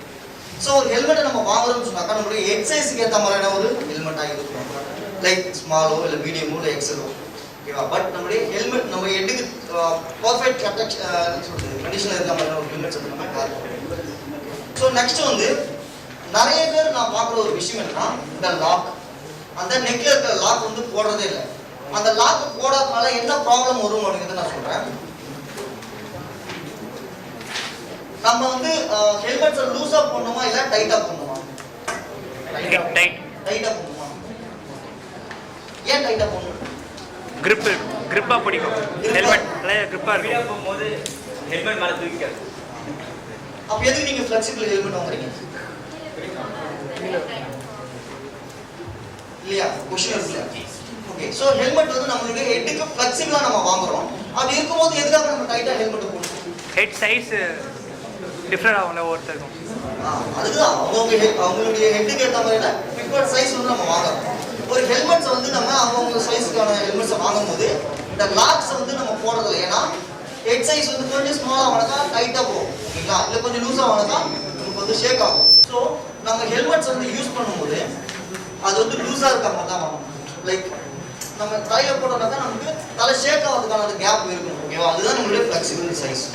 ஸோ அந்த ஹெல்மெட்ஸ் வந்து நம்ம எப்படி போடணும் அப்படின்னு பார்த்தீங்கன்னா, நம்மளுடைய 3 ஃபிங்கர்ஸ் இருக்கு இல்லையா, இந்த ஃபிங்கர்ஸ் நம்மளுடைய சின்ல வச்சீங்கன்னா உங்களுக்கு ஒரு கேப் கிரியேட் ஆகும். இது வந்து 3 ஃபிங்கர் கேப்னு சொல்லிட்டு நாங்கள் சொல்லுவோம். ஸோ அந்த அளவுக்கு கேப் விட்டு நீங்கள் அந்த லாக்கை போட்டீங்கன்னா அது வந்து உங்களுக்கு ஃப்ளெக்சிபிள் சைஸ், ஓகேவா. ஸோ நீங்கள் ஃபாஸ்ட்டாக போகும்போது ஹெல்மெட் தலையை விட்டு வெளியும் வராது. அதே மாதிரி வந்து உங்களுக்கு தலையில் வந்து ரொம்ப ஸ்டிஃபாகவும் வந்து பிடிக்காது. ஸோ ஹெல்மெட் வந்து எப்படி போடணும்னா ரொம்ப டைட்டாக இருக்கக்கூடாது, ரொம்ப லூஸாக இருக்கக்கூடாது. காரணம் நான் சொல்லிட்டேன், லூஸாக இருந்தாக்கா நீங்கள் போகிற ப்ரெஷருக்கு அது வந்து ஆட்டோமேட்டிக்காக தலைவலி வெளில வந்து வாய்ப்பு இருக்குது. இன்கேஸ் டைட்டாக இருக்குது அப்படின்னு சொன்னால் என்ன ஆகும்னா, நீங்கள் ஆக்சிடென்ட்டில் இன்வால்வ் ஆனீங்க அப்படின்னு சொன்னால் கீழே விழுந்தோடனே உங்கள் ஹெல்மெட் தான் போய் தலை கீழே அடிக்க போகுது, இப்போ தலை அடிக்க போகிறதில்ல. ஸோ அப்படி இருக்கிற சுச்சுவேஷன்ஸில் நீ அந்த ஃபோர்ஸ் இருக்கு இல்லையா, அது ஃபுல் அண்ட் ஃபுல் உங்கள் நெக்கில் தான் வந்து அஃபெக்ட் பண்ணும். ஸோ இதுவே அது லூஸாக இருந்தால் என்ன ஆகும், கீழே விழும்போது அந்த ஹெல்மெட்டு ரோல் ஆகும். அப்போ ஹெல்மெட் தான் ஃபர்ஸ்ட் போய் அடிக்குமே தவிர நம்மளுடைய நெக்குக்கு ஃப்ராக்சர் ஆகிறதுக்கான வாய்ப்புகள் ரொம்பவே கம்மி. ஸோ அப்போ நம்ம வந்து ரொம்ப டைட்டாக போடக்கூடாது, லிட்டில் ஃப்ளெக்சிபிள் லூஸாக வந்து நம்ம போடணும். இந்த போஸ்டர் பார்த்தா உங்களுக்கு என்ன புரியுது, ஒரு ரைடர் மாதிரி இருக்காங்க இல்லையா. ஸோ ஒரு ரைடர் வந்து போகக்கூடிய அந்த ஸ்பீட் ஆஃப் லிமிட்டுக்கு ஏற்ற மாதிரி அவர் வந்து அவர் ப்ரொடெக்ட் பண்ணிக்கணும் அப்படின்ற ரீசனுக்காக ஹெல்மெட் போட்டிருக்காரு, ஃபுல்லி கவர் பண்ணப்பட்ட பிரைட் கலர் ஜாக்கெட் போட்டிருக்காரு, கிளவுஸ் போட்டிருக்காரு அண்ட் ஷூஸ் போட்டிருக்காரு. ஸோ நாமளும் வந்து ரோட்டில் ட்ரைவ் பண்ணுறோம், நாமளும் இதெல்லாம் போட்டுட்டு போகலாம் இல்லையா? போகலாமா போகக்கூடாதா? போகலாமா இல்லையா? இதெல்லாம் ஒன்று சொல்லுங்க. ஓகே, ஸோ நம்ம வந்து இதே மாதிரி கிட்ஸை போட்டு நம்ம ரோட்டில் போக முடியாது. ஏன்னா நம்ம வந்து ரைடர்ஸ் கிடையாது, நம்ம வந்து ஜஸ்ட் ரோடு யூசர்ஸ். ஏன்னா நம்ம அதிகப்படியான ஸ்பீட்லேயும் போக போகிறது கிடையாது. இப்போ சென்னை சிட்டி அப்படின்னு எடுத்துக்கோம்னா ஒரு ரோட்டுக்கு ஏற்ற மாதிரியான ரோட் லிமிட் இருக்கு. அந்த ரோட் லிமிட்டை நம்ம ஃபாலோ பண்ணாலே நம்ம வந்து பாதுகாப்பாக இருக்கலாம். லைக் அதிகபட்சமான ஸ்பீட் லிமிட் என்ன அப்படின்னு பார்த்தீங்கன்னா 35 to 45. ஓகேவா, இதுதான் அதிகபட்சமான ஸ்பீட் லிமிட் நம்முடைய சேஃப்டி. ஒவ்வொரு ரோடுக்கும் வந்து ஒவ்வொரு ஸ்பீட் லிமிட் இருக்கு. ஆனால் நாம எந்த ஸ்பீட் லிமிட்ல போனாக்கா நம்ம பாதுகாப்பாக இருக்கலாம் அப்படின்னு பார்த்தீங்கன்னா 35 to 45. டாக்டர்ஸ் வந்து என்ன சொல்றாங்கன்னா, நம்மளுடைய பாடி வந்து 2 பார்ட்டாக பிரிக்கிறாங்க. லைக் நம்மளுடைய ஹெட்டை தனியாகவும் நம்மளுடைய பாடியை வந்து தனியாகவும் பிரிக்கிறாங்க. நம்ம தலையில வந்து 40% ஆஃப் மேஜர் இன்ஜுரிஸ் ஏற்படுறதாகவும், நம்ம டோட்டல் பாடியில 60% ஆஃப் டேமேஜஸ் ஏற்படுறதாகவும் சொல்றாங்க. நம்ம தலையில ஏற்படக்கூடிய 40% ஆஃப் மேஜர் இன்ஜுரிஸ்னால நம்ம உயிரிழக்கிறதுக்கான வாய்ப்புகள் அதிகமாக இருக்குன்னு சொல்றாங்க, ஓகேங்களா. ஸோ நம்ம பாடியில வந்து 60% ஆஃப் டேமேஜஸ் ஏற்பட்டாலும் நம்ம உயிரோட இருக்கலாம். லைக் கையோ காலை போடாது கூட நம்ம உயிரோட இருக்கலாம்னு சொல்றாங்க. ஆனால் 40% ஆஃப் மேஜர் இன்ஜுரிஸ்னால நம்ம இறந்துடும். லைக் கோமா போயிடலாம், இல்லை பிரெயின் டெட், எப்படினாலும் பர்சன்டேஜ், ஓகேங்களா. ஸோ அப்போ பாருங்க, நம்ம தலையை ப்ரொடெக்ட் பண்றதுக்காக நம்ம யூஸ் பண்ற அந்த எக்யூப்மெண்ட் தான் ஹெல்மெட். அப்போ அது எந்த அளவுக்கு வந்து வேல்யூபிளா இருக்கும் அப்படிங்கிறத நீங்க புரிஞ்சுங்க. ஸோ ஒரு ஹெல்மெட் வந்து நம்ம யூஸ் பண்றோம் அப்படின்னு சொன்னா ஒரு நல்ல குவாலிட்டியான ஒரு ஹெல்மெட்டா இருக்கணும். ஸோ இது ஏன் பிராண்ட் அப்படின்றதுக்காக நான் சொல்றேன். எந்த ஒரு ஹெல்மெட்டா இருந்தாலும் ISI மார்க் சீல் இருக்கா அப்படிங்கிறத நீங்க பார்த்து வாங்க, ஓகேங்களா. ஏன்னா இந்தியன் ஸ்டாண்டர்ட் அப்படிங்கும் போது வந்து அவங்க ஆத்தரைஸ் பண்ணியிருக்காங்க, ஓகேங்களா. இது வந்து கண்டிப்பா நம்முடைய லைஃப் வந்து சேவ் பண்ணுவோம் அப்படின்னு. ஒரு ஹெல்மெட் நம்ம வாங்குறோம்னா அது எப்படிப்பட்டதா இருக்கணும்னா ஃபுல் ஃபேஸ் ஃபுல் கவர்டு ஒரு ஹெல்மெட்டா இருக்கணும். லைக் சின்காலும் வந்து இருக்கணும், ஓகேங்களா. ஏன்னா நீங்க வந்து ஆக்சிடென்ட்ல இன்வால்வ் ஆகிறீங்கன்னு சொன்னா உங்க ஃபேஸ் இப்படி போய் இருக்குமோ இல்லை இப்படி போய் இருக்குமோ நம்மளால ஜட்ஜ் பண்ண முடியாது, ஓகேங்களா. ஸோ ஏற்படக்கூடிய அந்த ஆக்சிடென்ட்ல இருந்து நீங்க உங்களை ப்ரொடெக்ட் பண்ணிக்கணும்னு சொன்னாக்கா ஃபுல் ஃபேஸ் ஃபுல் கவர்டு ஹெல்மெட்டா இருக்கணும். அப்போதான் அது வந்து உங்களுடைய ஃபேஸ்ல எந்த ஒரு கல்லோ இல்லை குச்சை குத்தாம அந்த கண்ணாடி வந்து ப்ரொடெக்ட் பண்ணணும். லைக் விஷுவல்ஸ் வந்து கிளியரா இருக்கும். நீங்கள் போயிட்டு எந்த பக்கம் விழுந்தாலும் ஃப்ரண்ட் ஹெட் பேக் ஹெட் எல்லாமே வந்துட்டு சேவ் ஆகிறதுக்காக தான் அந்த full face full covered helmet. ஓகேங்களா? ஸோ இதனால ஒரு 40% ஆஃப் டேமேஜஸ் வந்து நம்ம ரெடியூஸ் பண்ணிக்கலாம். பேலன்ஸ் 60% இருக்கு. அந்த 60%லயே அவங்க என்ன சொல்றாங்கன்னாக்கா ஹேண்ட் கிளவுஸஸை யூஸ் பண்ணுங்கன்னு சொல்றாங்க. ஸோ எதுக்காக ஹேண்ட் கிளவுஸஸ் யூஸ் பண்ணணும் அப்படின்னு ஹேண்ட் கிளவுஸஸ்ல ஃப்ரண்ட் அண்ட் பேக் ரெண்டு பக்கமே வந்து பிளாஸ்டிக் மெட்டலான லேயர்ஸ் வரும். ஓகேங்களா? இப்போ நம்ம நடந்து போயிட்டு இருக்கோம், கால் அடிக்க கீழே விழுறோம்னு சொன்னாக்கா ஒரு சின்ன கல்வாயில் முள்ள குத்துது, கையில் வந்து அடிப்படுதுன்னு வச்சுக்கோங்க. ஸோ நடந்து போகக்கூடிய ஒரு ஸ்பீடு என்ன இருக்கும் பார்த்தீங்கன்னா ஒரு 10 to 15 இருக்குமா. ஸோ அந்த ஸ்பீடுக்கே நமக்கு இந்த அளவுக்கு அடிபட்டுன்னு சொன்னால் நம்ம பைக்கில் போகும்போது நார்மலி வந்து ஒரு 60 ஒரு 80 அப்படி தான் போவோம். மோஸ்ட்லி நீங்கள் அவ்வளோ ஸ்பீடில் தான் போவீங்க. ஓகே 100. ஸோ அவ்வளோ ஸ்பீடில் நம்ம போகும்போது கீழே விழுந்தாக்கா நம்ம ஃபஸ்ட்டு பண்ணக்கூடிய ஒரு விஷயம் என்ன அப்படின்னு பார்த்தீங்கன்னா கையை தான் பேலன்ஸ் பண்ணணும். ஓகேங்களா? ஸோ ஆட்டோமேட்டிக்காக நம்ம வந்து நம்மளுக்கு கையை தான் பேலன்ஸ் பண்ணுவோம். அப்போ போகக்கூடிய அந்த ஸ்பீட் ஆஃப் லிமிட்டுக்கு நீங்கள் கீழே விழுந்த உடனே என்ன ஆகுதுன்னா ஃபுல்லாக ஸ்க்ராட்ச் ஆகும், டேமேஜ் ஆகும். ஓகேங்களா? ஸோ அந்த மாதிரியான ஸ்க்ராச்சஸ் அந்த டேமேஜஸ் வந்து உங்களை ரிகவரி பண்ணுறதுக்காக தான் கிளவுஸஸ் யூஸ் பண்ணுவாங்க. ஏன்னா நீங்கள் பேலன்ஸ் பண்ணும்போது என்ன ஆகுதுன்னா அந்த பிளாஸ்டிக் மேட்டலான லேயர் வந்து டேமேஜ் ஆகிட்டு தான் உங்களுடைய கைக்கு வந்து அது அடிப்படுறதுக்கான வாய்ப்புகள் நிறைய இருக்குது. அப்போ அது மூலயமா ஒரு 20% ஆஃப் டேமேஜஸ் வந்து நம்ம ரெடியூஸ் பண்ணிக்கலாம். தென் வந்து அவங்க சொல்கிறது என்னன்னா ஃபுல்லி கவர் பண்ணப்பட்ட ட்ரெஸ்ஸஸை போடுங்கன்னு சொல்கிறாங்க, like full pants and full shirts. So அதனால் என்ன ஆகுதுன்னா அந்த ட்ரெஸ்ஸுமே கூட ஏற்படக்கூடிய அந்த ஆக்சிடென்ட்டில் உங்களை சேவ் பண்ணுதுன்னு சொல்கிறாங்க. ஃபர்ஸ்ட் அந்த ட்ரெஸ் டேமேஜ் ஆகிட்டு தான் நம்ம ஸ்கின் டோனுக்கே வந்தது ட்ரான்ஸ்ஃபார்ம் ஆகும். ஸோ அது மூலயமா ஒரு 10% ஆஃப் டேமேஜ் ரெடியூஸ் பண்ணிடலாமா. தென் வந்து அவங்க சொல்றது என்னன்னா ஷூஸை யூஸ் பண்ணுங்கன்னு சொல்றாங்க. ஏன்னா நம்ம செப்பல்ஸ்லாம் யூஸ் பண்றோம்னு சொன்னா என்ன ஆகுனா ஆக்சிடென்ட்ல இன்வால்வ் ஆகும்போது ஆட்டோமேட்டிக்கா செப்பல்ஸ் நம்ம கால்ல இருந்து ரிமூவ் ஆகிடும். ஓகேங்களா?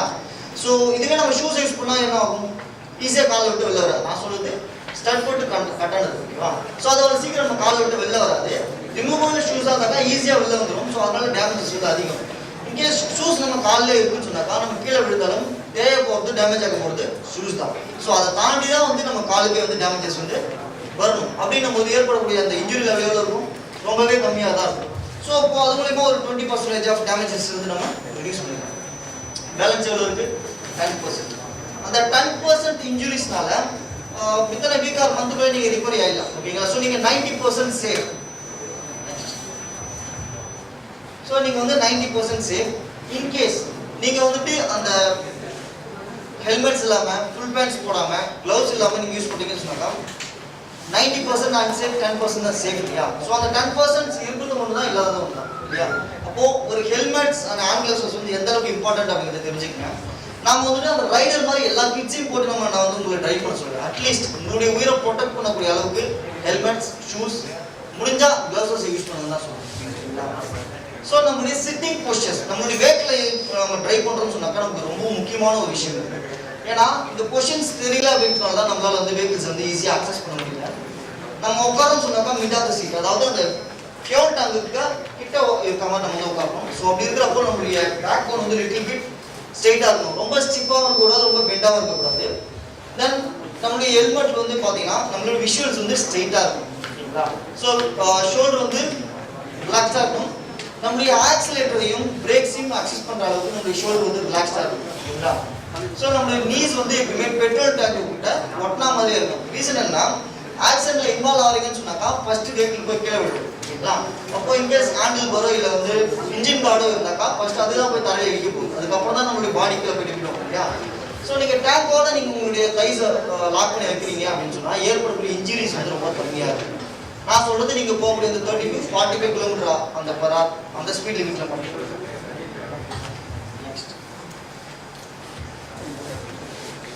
ஸோ 4 வீலர் இருந்தாக்கா நம்மளுடைய சிட்டிங் பொசிஷன்ஸ் என்ன அப்படின்னு பார்த்தீங்கன்னா ஃபர்ஸ்ட் ஆஃப் ஆல் நம்மளுடைய ஹிப். ஸோ அது எப்பயுமே வந்து பின்னாடி இருக்கக்கூடிய அந்த சீட்டு கூட ஒட்டியே இருக்கணும். ஸோ ரெண்டாவது விஷயம் என்ன பார்த்தீங்கன்னா நம்மளோட நீஸ் லிட்டில் பிட் பெண்டாக இருக்கணும். நம்மளுடைய பிரேக்ஸ் அண்ட் ஆக்சிலேட்டர்ஸ் வந்து அக்சஸ் பண்ணுற அளவுக்கு ஃப்ளெக்சிபிளாக இருக்கும். ஸோ நம்ம வந்து சீட்டில் உட்காரது வந்து முக்கியம் இல்லை, நம்மளுடைய ஹைட்டுக்கு ஏற்ற மாதிரி நம்ம எங்கே உட்காரணும் அப்படிங்கிறது தான் முக்கியம். ஸோ நீங்கள் வந்து ரொம்ப ஷார்ட்டாக இருக்கீங்கன்னு சொன்னாக்கா ரொம்ப க்ளோஸில் வந்து உட்காரும். இல்லையா? லாங்காக கொஞ்சம் டாலாக இருக்குன்னு சொன்னாக்கா சீட்டை வந்து அட்ஜஸ்ட் பண்ணி பேக்கில் உட்காரும். பட் 4 வீலர் டிரைவ் பண்ணும்போது என்ன பண்ணணும்னா ரொம்ப லாங்கில் இருக்கக்கூடாது, ரொம்ப ஷார்ட்ல இருக்கக்கூடாது, மிட் ஆஃப் த சீட், அதாவது கொஞ்சம் அட்ஜஸ்ட் பண்ணி மிட்ல இருக்கணும். ரீசன் என்னன்னா நீங்கள் ரொம்ப க்ளோஸில் இருக்கீங்க அப்படின்னு சொன்னால் என்ன ஆகும், ஆக்சிடென்ட்ல இன்வால்வ் ஆனீங்கன்னா ஏர் பேக் ஓப்பன் ஆகிறதுக்கான டைம் கூட இருக்காது, உங்கள் ஃபேஸ் சடனாக வந்து ஸ்டேரிங் ஹிட் ஆகும். இல்லைங்களா? இன்கேஸ் நீங்கள் வந்து சீட் பெல்ட்ஸ் போட்டு ஏர் பேக் ஓப்பன் ஆகுது, நீங்கள் ரொம்ப லாங்கில் உட்காந்துருக்கீங்கன்னு சொன்னாலும் ஏர் பேக் ஓப்பன் ஆகும், பட் உங்களுடைய ஃபேஸ் போயிட்டு ஏர் பேக்கில் டச் ஆகாது, அந்த சீட் பெல்ட் கூட ஹோல்ட் பண்ணிடும். ஸோ அதனால என்ன ஆகும், நெக் ஃப்ராக்சர் ஆகும். ஸோ அந்த ரீசனை வந்து ஹோல்ட் பண்ணணும் அப்படின்றதுக்காக தான் ஹெட் ரெஸ்ட். ஸோ நம்ம வந்து நம்மளுடைய தலையை வந்து அந்த ஹெட் ரெஸ்ட் கூட நம்ம ஒட்டி வச்சிருக்கோம்னு சொன்னாக்கா இந்த ப்ரெஷர் வந்து ஃப்ரண்ட்ல போகும்போது உங்க சீட் பெல்ட் ஹோல்ட் பண்ணிடுது. அதே ப்ரெஷர் வந்து பின்னாடி போகுது அப்படின்னு சொல்லும்போது உங்களுக்கு அந்த ஹெட் ரெஸ்ட் வந்து ப்ரொடெக்ட் பண்ணும். ஸோ அது இல்லைன்னு சொன்னாக்கா என்ன ஆகும், நம்ம தலை வந்து பின்னாடி போயிட்டு வரும் இல்லையா, கண்டிப்பாக வந்து நம்மளுடைய நெக்கு ஃப்ராக்சர் ஆகும். ஸோ நிறைய பேர் வந்து அந்த ஹெட் ரெஸ்ட் எல்லாமே வந்து ட்ரைவ் பண்ணியிருப்பாங்க, நீங்கள் 4 வீலர்ஸில் பார்க்கலாம். ஸோ இது எல்லாமே ஒவ்வொரு சின்ன சின்ன விஷயங்களும் வந்து நம்ம உயிரை பாதுகாக்கிறதுக்கு தான் வந்து டிசைன் பண்ணியிருக்கோம். ஸோ காரை வந்து நம்ம மூவ் பண்ணுறதுக்கு முன்னாடியே இல்லை 2 வீலர் மூவ் பண்ணுறதுக்கு முன்னாடியே நம்மளுடைய மிரர்ஸை வந்து எப்படி அட்ஜஸ்ட் பண்ணணும் அப்படின்னு தான் இந்த பிக்சரில் பார்க்கணும். லைக் இந்த ஃபர்ஸ்ட் பிக்சர் இங்கே பார்த்தீங்க அப்படின்னு சொன்னாக்கா அது கரெக்டான பொசிஷன்ஸில் இருக்குது. லைக் அது எப்படி நம்ம அட்ஜஸ்ட் பண்ணணும்னு சொன்னாக்கா 30% ஆஃப் நம்மளுடைய shoulder, 70% of outdoor. So 30% of நம்மளுடைய vehicle and 70% of outdoor cover ஆகுது அப்படின்னு சொல்லும்போது பின்னாடி இருக்கிற எல்லா விஷயமும் வந்து உங்களை ஈஸியாக பார்க்க முடியும். ஸோ இது வந்து ரியர் வியூ மிரர். கார்ல வந்து நம்ம பார்த்தோம்னா சில பேர் என்ன பண்ணுவாங்க, அந்த மிடில் மிரரை காருக்குள்ள இருக்கிறவங்களுக்கு பார்க்கறதுக்காக யூஸ் பண்ணுவாங்க. பட் அந்த மிடில் மிரர் எதுக்காக அப்படின்னு பார்த்தீங்கன்னா நம்ம காருக்கு பேக் சைடில் யார் வராங்கன்றதை அப்சர்வ் பண்ணி நம்மளுடைய பிரேக்ஸை யூஸ் பண்ணுறதுக்காக தான் வந்து அந்த மிடில் மிரர். ஓகேங்களா? ஸோ நீங்கள் இதுக்கு மேலே நீங்கள் யூஸ் பண்ணும்போது அந்த மிடில் மிரர்ஸை காருக்கு பின்னாடி யார் வராங்க, க்ளோஸ் ரேஞ்சில் அப்படிங்கிறத அப்சர்வ் பண்ணுறதுக்காக வச்சுக்கலாம். ஸோ இங்கே வந்து பார்த்தீங்கன்னா ரியர் வியூ மிரர் மூலயமா இந்த 2 மிரர்லையும் வந்து வெஹிக்கிள்ஸ் உங்களால் அப்சர்வ் பண்ண முடியுது. பட் இந்த ஸ்பேஸ் இருக்கு இல்லையா, இது வந்து பிளைண்ட் ஸ்பாட். ஸோ அதை எப்படி நீங்கள் பிரேக் பண்ணி ஆக்ஷன்ஸ் நடக்காம ஏற்படுத்த முடியும்? ஐடியா இருக்கா? ஸோ மோஸ்ட்லி ஆக்ஷன்ஸ் நடக்கிறது வந்து இந்த மாதிரியான பிளைண்ட் ஸ்பாட் தான். ஒன்று நாம இன்னொருத்தவங்களோட பிளைண்ட் ஸ்பாட்ல இருப்போம், அப்படிலாம் நம்மளுடைய பிளைண்ட் ஸ்பாட்ல மற்றவங்க இருப்பாங்க. ஓகேங்களா? ஸோ நம்மளுடைய டயர் கண்டிஷன்ஸை நம்ம தெரிஞ்சுக்கணும். டயர் லெவலில் பார்த்து நம்ம டிரைவ் பண்ணணும்னு சொன்னாக்கா எந்த ஒரு வெஹிக்கிளில் பார்த்தாலும் TWI அப்படின்னு சொல்லிட்டு ஒரு மார்க் இருக்கும். அது அதோட மீனிங் என்னன்னா த்ரெட்வேர் இண்டிகேட்டர். ஸோ டயர்ஸ்ல அட்லீஸ்ட் 7 to 8 பிளேசஸ்ல வந்து இந்த மாதிரியான மார்க்ஸ் இருக்கும். ஒன்று ட்ரையாங்கிளா இருக்கும், இல்லை வந்து ஸ்கொயர் ஷேப்ஸா இருக்கும். ஸோ எதுக்கு அந்த மார்க் அப்படி பார்த்தீங்கன்னா அந்த டயர் அந்த லிமிட் டயர் அளவுக்கு நீங்கள் வந்து யூஸ் பண்ணலாம். அதுக்கு மேலே நீங்கள் யூஸ் பண்ணீங்கன்னா உங்களுக்கு கிரிப் கிடைக்காது. ஸோ அந்த ரோட்டுக்கும் டயருக்கும் உள்ள அந்த கான்டாக்ட் இருக்கு இல்லையா, அது இருக்காது. ஸோ மழை டைம்ல வந்து உங்களுக்கு பிரேக்கிங் அப்போ டயர் வந்து ஸ்கிட் ஆகும். அப்போ அந்த டயர் எந்த அளவுக்கு நீங்கள் யூஸ் பண்ணலாம்னு சொன்னாக்கா இந்த த்ரெட்வேர் இண்டிகேட்டர்ஸ் நீங்கள் செக் பண்ணி டிரைவ் பண்ணுறது மூலியமா மட்டும்தான் உங்களுக்கு வந்து அந்த ஃபிளெக்சிபிள் அண்ட் சேஃப்டி வந்து கிடைக்கும்.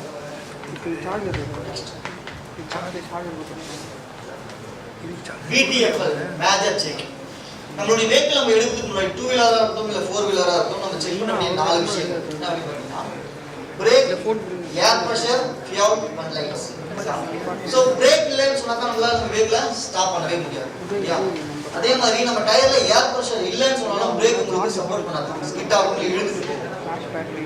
ஃபியூல் இல்லைன்னு சொன்னாக்கா கண்டிப்பா நம்மளால நம்ம வெஹிக்கிள்ஸை மூவ் பண்ணவே முடியாது இல்லையா? அதே மாதிரி லைட்ஸ், நீங்க இன்கேஸ் முடிச்சிட்டு நைட்ல டிராவல் பண்ணக்கூடிய ஒரு சிச்சுவேஷன் ஏற்பட்டா லைட் ஒர்க் ஆகணும், என்ன பண்ண முடியும்? டிரைவ் பண்ண முடியுமா? முடியாது. ஸோ நம்ம வெஹிக்கிளை நம்ம எடுத்துட்டு வெளில போறதுக்கு முன்னாடி நம்ம டெய்லி செக் பண்ண வேண்டிய விஷயம் இந்த 4 சார்ஜர் இருக்கா? facts about alcohol. So mostly people think பண்ணக்கூடிய ஒரு விஷயம் என்னன்னா ஆல்கஹால் எடுத்துக்கிட்டு அவங்களுடைய மைண்ட் செட் எப்படி ரியாக்ட் பண்றாங்க, அவங்க வந்து என்ன நினைக்கிறாங்க அப்படிங்கறத ஒரு சின்ன படமா கொடுத்துருக்கேன். ஸோ நான் பீப்புள் திங்க் பண்ணுறது என்னன்னா எம்டி ஸ்டொமக்ல இருந்து ஆல்கஹால் எடுத்துக்கிட்டா தான் வந்து என்னை அதை அஃபெக்ட் பண்ணும், என்னால் வந்து வண்டி ஓட்ட முடியாது. இன்கேஸ் நான் வந்து நல்லா சாப்பிட்டுட்டு இருக்கேன், நல்லா ட்ரிங்க்ஸ் சாப்பிட்டேன் அப்படின்னு சொன்னாக்கா ஆல்கஹாலால என்னால் என்னை ஒன்றும் பண்ண முடியாது, நான் வந்து ஈஸியாக வெஹிக்கிள்ஸ் அக்சஸ் பண்ணிப்பேன் அப்படின்னு சொல்றாங்க. ஆனால் ஆல்கஹால் என்னைக்கும் அதோட நிலைமையிலிருந்து மாறதே கிடையாது. நம்மளுடைய மைண்ட் செட் தான் சேஞ்ச் ஆகுமே தவிர ஆல்கஹால் அதோட கண்டென்ட்ல இருந்து மாறதே கிடையாது. ஸோ ஒன்ஸ் ட்ரிங்க் பண்ணாக்கா டிரைவ் பண்ணாதீங்க, அவாய்ட் பண்ணிடுங்க. ஓகேங்களா? ஸோ அதுவும் இல்லாமல் கிளவராக இன்னும் பீப்புள் திங்க் பண்ணுறது என்னன்னா நான் பியர் சாப்பிட்டா, நான் வந்து ஹார்ட் ட்ரிங்க்ஸ் சாப்பிட்டா தான் வந்து எனக்கு அஃபெக்ட் பண்ணும். இன்கேஸ் நான் வந்து லைட் பியர்ஸ் அந்த மாதிரி எடுத்துக்கிட்டாக்கா எனக்கு வந்து அஃபெக்ட் பண்ணாதுன்னு நினைக்கிறாங்க. பட் பியர்ஸ்மே கூட ஆல்கஹால் தான். ஓகேங்களா? ஸோ ஒன்ஸ் ஆல்கஹால் நீங்கள் எடுத்துக்கிட்டீங்கன்னா அவாய்ட் பண்ணிடுங்க. ஓகேங்களா? ஸோ அது இல்லாமல் பீப்புள் திங்க் பண்ணுறது என்னன்னா டீயோ காஃபியோ எடுத்துக்கிட்டா என்னால் வந்து ஈஸியாக ட்ரைவ் பண்ண முடியும், எனக்கு வந்து அந்த ஆல்கஹால் கண்டென்ட் தெரியாது அப்படிங்கிற மாதிரி திங்க் பண்ணுறாங்க. பட் அது வந்து உங்களுக்கு டைம் டியூரேஷன் தான், 5 to 10 minutes தான் உங்களுக்கு அந்த ரிலாக்ஸேஷன்ஸ் கொடுக்கும். ஓகேங்களா? அகைன் ஆல்கஹால் அதோட வேலையை தான் காட்ட ஆரம்பிக்கும். ஸோ நீங்கள் இந்த மாதிரி உங்களுடைய மைண்ட் செட்டை சேஞ்ச் பண்ணுறதை விட டிரைவிங்கை நீங்கள் பண்ணாமல் கேப் பிடிச்சி போகிறது இன்னும் பெஸ்ட் இல்லையா?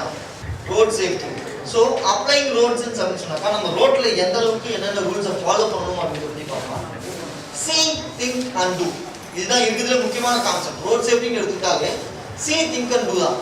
எந்த ஒரு விஷயமும் இருந்தாலும் ஃபர்ஸ்ட் நம்ம பார்க்கணும், அப்சர்வ் பண்ணணும், அதுக்கப்புறம் தான் நம்ம ரியாக்டிவ் பண்ணணும். ஓகேங்களா? ஸோ இப்போ இந்த பாருங்க, ஒரு சின்ன பிக்சர் இருக்கு, ஆப்போசிட்ல இருந்து சிக்னல் போஸ்ட் இருக்குன்னு வச்சுக்கலாம், வெஹிக்கிள் வருது. இப்போ அவங்க எப்படி ரியாக்ட் பண்ணணும் ஃபர்ஸ்ட் சுச்சுவேஷனை அனலைஸ் பண்ணணும். ஓகேங்களா? வெஹிக்கிள் வருதா இல்லையா, முன்னாடி நமக்கான சிக்னல் என்ன இருக்கு, இன்கேஸ் முன்னாடி வந்து நமக்கு பெடஸ்ட்ரியன் கிராசிங் சிக்னல் கொடுத்துட்டாங்கன்னு சொன்னா வெஹிக்கிள் வந்து ஸ்டாப் ஆகும். அப்போ வந்து அவங்க செக் பண்ணணும்.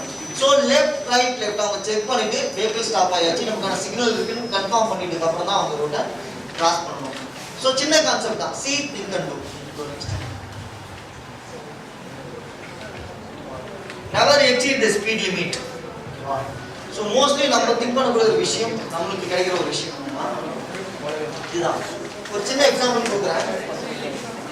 நான் ஏற்கனவே உங்ககிட்ட சொன்ன மாதிரி நம்முடைய அதிகபட்சமான ஸ்பீட் லிமிட் 35 to 45 இல்லையா?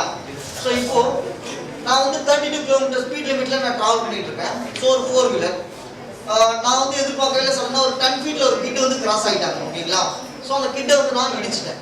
ஸோ என்னாச்சு, நான் அந்த ஸ்பீட் ஆஃப் லிமிட் வந்து 32 இருந்தாலும் நான் இடிச்சிட்டேன். எனக்கும் ஒன்றும் ஆகல, அந்த கிட்டுக்கு ஒன்றும் ஆகல. பட் இருந்தாலும் அந்த கிட்டுக்கு அடிப்பட்டதுனால அவங்களுக்கு சர்வைவல் சான்சஸ் வந்து 97% இருக்கு, 3% தான் டேமேஜ் ஆகுது. ஸோ 2 பேருமே சேஃப். ஆனால் என்னுடைய ஸ்பீட் லிமிட் இன்க்ரீஸ் ஆகும்போது என்ன ஆகுது அப்படின்னு பார்த்தீங்கன்னா, சேம் டியூரேஷன் சேம் ஆக்சிடென்ட், அடிப்பட்ட அந்த கிட்டுடைய சர்வைவல் சான்சஸ் 80% தான் இருக்கு. ஸோ இங்கே நம்மளுடைய ஸ்பீட் ஆஃப் லிமிட் இன்க்ரீஸ் ஆக நம்ம யாரை இடிக்கிறோமோ அவங்களுடைய லைஃப் டைம் கம்மியாகிட்டே இருக்கு. ஸோ சேம் தான், நாம மற்றவங்களை இடிச்சாலும் இல்லை மற்றவங்க நம்மளை இடிச்சாலும் ஏற்படக்கூடிய ஒரு சுச்சுவேஷன் இதுதான். ஓகேங்களா? ஸோ முடிஞ்ச அளவுக்கு உங்களுடைய ஸ்பீட் லிமிட்டை கம்மி பண்ணி டிரைவ் பண்ணுங்க. அங்கே வந்து பார்த்தீங்கன்னா அதிகபட்சமான ஸ்பீட் லிமிட் 50 km/h கொடுத்துருக்காங்க. ஸோ நான் வந்து 50 km/h வந்து நான் ஹெல்மெட் போட்டு நான் டிரைவ் பண்ணுறேன்னு சொல்லும்போது எனக்கு ஏற்படக்கூடிய இந்த ஆக்சிடென்ட்ஸில் உயிர் படுக்கிறதுக்கான சான்சஸ் 80% இருக்கு.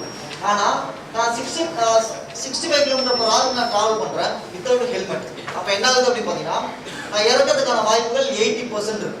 அப்போது ஹெல்மெட் போடுறதுனால உங்களுக்கு என்ன ப்ரொடெக்ஷன்ஸ் கிடைக்குது, ஹெல்மெட்ஸ் இல்லாததுனால உங்களுக்கு எந்த அளவுக்கு வந்து டேமேஜஸ் கிடைக்குது அப்படிங்கிறத நீங்கள் அப்சர்வ் பண்ணிக்கணும். நான் ஏற்கனவே சொன்ன மாதிரி நம்முடைய பிரேக்கிங், ஸோ பிரேக்கிங் வந்து நமக்கு எந்த அளவுக்கு சப்போர்ட் பண்ணணும் அப்படின்னு பார்த்தீங்கன்னா, நம்மளுடைய ஸ்பீட் ஆஃப் லிமிட்டுக்கு ஏற்ற மாதிரி 30 km/h. நான் வந்து பிரேக் போடக்கூடிய அந்த டிஸ்டன்ஸை 3ஆக பிரிச்சிருக்கேன். perception distance, reaction distance and braking distance. ஓகேவா? நம்ம பார்த்து பிரேக் பண்ணி அந்த பிரேக் சப்போர்ட் பண்ணி வெஹிக்கிள் நிக்கிறதுக்கு எவ்வளவு டைம் எடுத்துக்குது அப்படினா, நான் 30 km/h வரேன். ஸோ நான் அதே ஒரு 10 ஃபீட்ல ஒரு கிட் கிராஸ் ஆகுறாங்கன்னா அந்த குழந்தையை பார்த்து பிரேக் போட்டு அதை இடிச்சிட்டேன். ஓகேங்களா? ஸோ சேஃபான டிஸ்டன்ஸ் வந்து நான் ஸ்டாப் பண்ணிட்டு ஆல்மோஸ்ட் லைக் அந்த ஆக்சிடென்ட்ஸ் நடக்குது. ஸோ 30 km/h போது நான் அந்த குழந்தையை பார்த்து நான் ரியாக்ட் பண்றேன். என் வெஹிக்கிள் வந்து ஈக்குவலா வந்து ரியாக்ட் ஆகிட்டு ஸ்டாப் ஆயிடுச்சு. அந்த கிட்டுக்கு எதாகல எனக்கு எதாகல, நாங்கள் 2 பேருமே சேஃப். இப்போ நான் ஸ்பீட் லிமிட்டை இன்க்ரீஸ் பண்ணி 60 km/h வரேன். சேம் டியூரேஷன், நான் பார்க்கக்கூடிய டிஸ்டன்ஸும் நான் ரியாக்ட் பண்ணக்கூடிய டிஸ்டன்ஸும் சேமா இருக்கு. பட் என்னோட வெஹிக்கிள் எனக்கு சப்போர்ட் பண்ணக்கூடிய அந்த டிஸ்டன்ஸ் அப்படின்னு பார்த்தீங்கன்னா 4 மடங்கு அதிகமா இருக்கு. ஸோ ஆல்மோஸ்ட் அந்த கிட்ட நான் இடிச்சிட்டேன். அந்த கிட்டுக்கு வந்து அடிபட்டுச்சு. பட் 2 பேருமே உயிரோட தான் இருக்கும், யாருக்கும் எந்த ஒரு இது. 90 km/h நான் வரேன் அப்படின்னு சொன்னா என்ன ஆகும், நான் பார்க்கக்கூடிய டிஸ்டன்ஸும் நான் ரியாக்ட் பண்ணக்கூடிய டிஸ்டன்ஸும் என் வெஹிக்கிள் சப்போர்ட் பண்ணக்கூடிய டிஸ்டன்ஸும் இன்க்ரீஸ் ஆகுது. அப்போ நீங்க என்னதான் வந்து கான்ஃபிடென்ட்டா இருந்தாலும் உங்களுடைய வெஹிக்கிள் உங்களுக்கு ஆன் டைம்ல சப்போர்ட் பண்ணாது. எந்த ஸ்பீட் லிமிட்ல நீங்க டிரைவ் பண்ணுமோ அதே ஸ்பீட் லிமிட்ல நீங்க மெயின்டைன் பண்ணா மட்டும்தான் உங்களுக்கு அந்த பிரேக்கிங்ன்றது கரெக்டா வந்து ஃபங்க்ஷன் ஆகுது. 30 to 40 அப்படிங்கிறது ஆவரேஜ். ஓகேவா? ஸோ சேஃபான ஸ்பீட் லிமிட். நீங்க அந்த ஸ்பீட் லிமிட்ல டிரைவ் பண்றீங்க அப்படின்னு சொன்னாக்கா ஈஸியா வந்து நம்மள ப்ரொடெக்ட் பண்ணிக்கலாம். உங்களுடைய ஸ்பீட் லிமிட் இன்க்ரீஸ் ஆக என்ன ஆகுதுன்னா, அந்த வெஹிக்கிளோட கெப்பாசிட்டி, ஓகேங்களா, ரியாக்ட் பண்ணக்கூடிய கெப்பாசிட்டி இல்லாம போயிடுது. அப்ப என்ன ஆகும், வண்டி ஒன்று ஸ்கிட் ஆகும், இல்லை நீங்க வந்து அவங்க இடிச்சு ஆக்சிடென்ட் ஆகும். ஸோ ஸ்பீட் லிமிட் அப்படிங்கிறது நமக்கு ரொம்பவே முக்கியமான ஒன்று. நாங்கள் வந்து 2 seconds ஸ்பேஸ் மர்ஜின்னு சொல்லுவோம். அதாவது 2 seconds ரூல், 1001, 1002 அப்படின்னு சொல்லிட்டு சொல்லுவோம். நீங்க ஜஸ்ட் கால்குலேட் பண்ணுங்க. 1001, 1002 நீங்க கால்குலேட் பண்ணும்போது உங்களுக்கு முன்னாடி போகக்கூடிய வண்டிக்கும் உள்ள ஒரு டிஸ்டன்ஸ் வந்து நீங்க மெஷர் பண்றீங்க. நீங்க கால்குலேட் பண்ற அந்த டைமுக்குள்ள நீங்க அந்த கோடை கிராஸ் பண்ணிட்டீங்கன்னு சொன்னா நீங்க ரொம்ப ஃபாஸ்டா போயிட்டு இருக்கீங்க அப்படின்னு சொல்லி அர்த்தம். ஓகேங்களா? ஸோ நீங்க வந்து கவுண்ட் பண்ண அந்த டைமுக்கு நீங்க அந்த பிளேஸ் வந்து ரீச் ஆகலன்னு சொன்னா சேஃபான டிஸ்டன்ஸ்ல போறீங்க. காரணம் என்னன்னா, இப்போ நம்ம தமிழ்ல சொன்னோம்னா 15 meters டிஸ்டன்ஸ் வந்து மெயின்டைன் பண்ணணும்னு சொல்றோமா, அதே தான். இப்போ ஒரு வண்டிக்கும் இன்னொரு வண்டிக்கும் உள்ள அந்த கேப் வந்து எதுக்காகனா, சடனா பிரேக் போட்டா நம்மளுடைய வெஹிக்கிள் வந்து நம்ம ஸ்டாப் பண்ணணுன்றதுக்காக தான் அந்த 15 meter டிஸ்டன்ஸ். ஸோ அதுக்கெல்லாம் ஹைவேஸ்ல 1001, 1002 அப்படின்னு சொல்லி நம்ம சொல்றோம். ட்ரிங்க் அண்ட் டிரைவை விட மோசமான வந்து மொபைல் ஃபோன் யூஸ் பண்ணி டிரைவ் பண்ணுறது. ஸோ நம்ம மோஸ்ட்லி நம்ம பண்ணக்கூடிய ஒரு விஷயம் என்னன்னா, நான் அப்சர்வ் பண்ண வரைக்கும் எல்லாருமே ஹெட்செட் போட்டு தான் டிரைவ் பண்றீங்க. ஓகேங்களா? ஸோ ஹெட்செட் போடுறதுனால என்ன ஆகுதுன்னா, கான்சன்ட்ரேஷன் ஈஸியாக வந்து கான்சன்ட்ரேஷன் மிஸ் ஆகிடும். இப்போ எல்லாருமே நீங்க கேட்கக்கூடிய ஒரு நிறைய क्वेश्चंस என்னன்னா அப்ப எதுக்கு சார் 4 வீலர்ல வந்து நீங்க ப்ளூடூத் கனெக்ஷன்ஸ் கொடுக்குறீங்க அப்படின்னு சொல்லிட்டு. ஸோ நிறைய பேர் வந்து என்ன பண்றாங்கன்னா சாங்ஸ் கேட்டுட்டு போறாங்க, ஃபோன் பேசிட்டு கூட டிரைவ் பண்றாங்க. ஸோ ஒரு வெஹிக்கிளோட அட்வான்ஸ் அப்படிங்கிறது கம்பெனி வந்து போட்டி நிறைய இருக்கும். ஸோ அவங்க வந்து இன்னும் அட்வான்ஸ்டாக கொடுக்கணும், இன்னும் ஸ்பீடாக கொடுக்கணும் தான் யோசிப்பாங்க. ஆனால் பீப்புளோட மென்டாலிட்டி வந்து உங்களுடைய சேஃப்டியில் தான் இருக்கணுமே தவிர நீங்கள் வந்து அந்த அட்வான்ஸ் மேனுஃபேக்சர் வந்து நீங்கள் குறைச்சிட முடியாது. ஸோ என்னன்னா அவங்க உங்களுக்கு அந்த ப்ளூடூத் கனெக்ஷன் கொடுக்கறதுக்கு என்ன காரணம்னா எமர்ஜென்சியான சுச்சுவேஷன்ஸ்ல யார் உங்களுக்கு கால் பண்றாங்கன்றத தெரிஞ்சுக்கணும். ஒரு நோட்டிஃபிகேஷன் வேணும் இல்லையா? ஸோ அதுக்காக தான். ஸோ கால் வந்தாவே நீங்கள் என்ன பண்ணுறாங்க, உங்களுக்கு வெஹிக்கிள்ஸை லெஃப்ட் சைடு வந்து பார்க் பண்ணிட்டு யாருன்றது அட்டன் பண்ணி ஃபோன் பேசி நீங்கள் வந்து மூவ் பண்ணணும். ஆனால் ஆன் டைம் நம்ம கால் அட்டன் பண்ணி நம்ம என்ன பேசிக்கிட்டு போயிட்டே இருப்போம். திடீர்னு வந்துட்டு ஒரு அனிமல் கிராஸ் ஆயிடுச்சு, என்ன பண்ணுவீங்க? பிரேக் போடுவீங்க, பட் அந்த அனிமல் ஹிட் பண்ணுவீங்க இல்லையா? ஸோ அப்போ ஒரு ஆக்சிடென்ட்ஸ் ஏற்படுது. ஒன்று அந்த அனிமலுக்கு டேமேஜஸ் ஏற்படலாம், இல்லை நம்மளுடைய வண்டிக்கு வந்து டேமேஜஸ் ஏற்படும். அப்போ எப்படினாலுமே டேமேஜஸ் வந்து ரெண்டு பேருக்குமே ஈக்குவல் தான். ஸோ ட்ரிங்க் அண்ட் டிரைவை விட மொபைல் ஃபோன்ஸ் யூஸ் பண்ணி டிரைவ் பண்ணுறது வந்து 400% கம்பல்சரி உங்களுக்கு ஆக்சிடென்ட்ஸ் ஏற்படுறதுக்கான வாய்ப்புகள் நிறையவே இருக்கு. ஸோ நான் ஏற்கனவே சொன்ன மாதிரி பிளைண்ட் ஸ்பாட் நான் வந்து சொன்னேன். ஸோ இங்கே வந்து பார்த்தீங்கன்னா ரியர் வியூ மிரரில் 2 காருமே தெரியுது. பின்னாடி கூட இந்த yellow car and green car தெரியுது. பட் அங்கே இருக்கிற அந்த ரெட் கார் யாருக்குன்னா தெரியுதா மிரரில்? இல்லையா? இந்த ரியர் வியூ மிரர் மூலமா நமக்கு பேக் சைடு யார் வராங்கன்றது நம்மளால ஈஸியா அப்சர்வ் பண்ண முடியும். பிளஸ் மிடில் மிரர் மூலமா நமக்கு பேக் சைடுல யார் வராங்கன்றது நம்மளால ஈஸியா அப்சர்வ் பண்ண முடியும். ஆனா டுவர்ட்ஸ் ரைட் அண்ட் லெஃப்ட் யாராவது வந்தாங்கன்னா நம்மளால வந்து பார்க்க முடியாது. ஒரு சின்ன எக்ஸாம்பிள் சொல்றேன். லெஃப்ட் ரைட் டர்ன் பண்ணாம இந்த சைடுல இருக்கிறத உங்களால பார்க்க முடியுமா என்ன இருக்குன்னு? ட்ரை பண்ணி பாருங்க. இருக்காது. ஏன்னா இது வந்து பிளைண்ட் ஸ்பாட். ஸோ இந்த மாதிரியான பிளைண்ட் ஸ்பாட்டை நீங்க வந்து எப்படி அவாய்ட் பண்ணலாம் அப்படின்னு பாத்தீங்கன்னா லைக் லிட்டில் பிட் உங்களுடைய ஷோல்டர் தெரியற ஷோல்டர் பக்கம் வந்து நீங்க லெஃப்ட் அண்ட் ரைட் நீங்க டர்ன் பண்ணீங்கன்னா பிளைண்ட் ஸ்பாட்டையும் உங்களால ஓப்பன் பண்ண முடியும். சேம் டைம் ஃப்ரண்ட்ல இருக்கிற வியூ உங்களால பார்க்க முடியும், பேக் வியூ உங்களால பார்க்க முடியும். ஓகேங்களா? ஸோ ஆக்ஷன்ஸை நீங்க எந்த அளவுக்கு ரெடியூஸ் பண்ண முடியும்ன்றதுக்கு இந்த பிளைண்ட் ஸ்பாட்டே உங்களுக்கு ஒரு நல்ல எக்ஸாம்பிள். Over taking. ஸோ இந்த மாதிரியான ஓவர் டேக்கிங்ஸ்ல நிறைய ஆக்ஷன்ஸ் நடக்குது.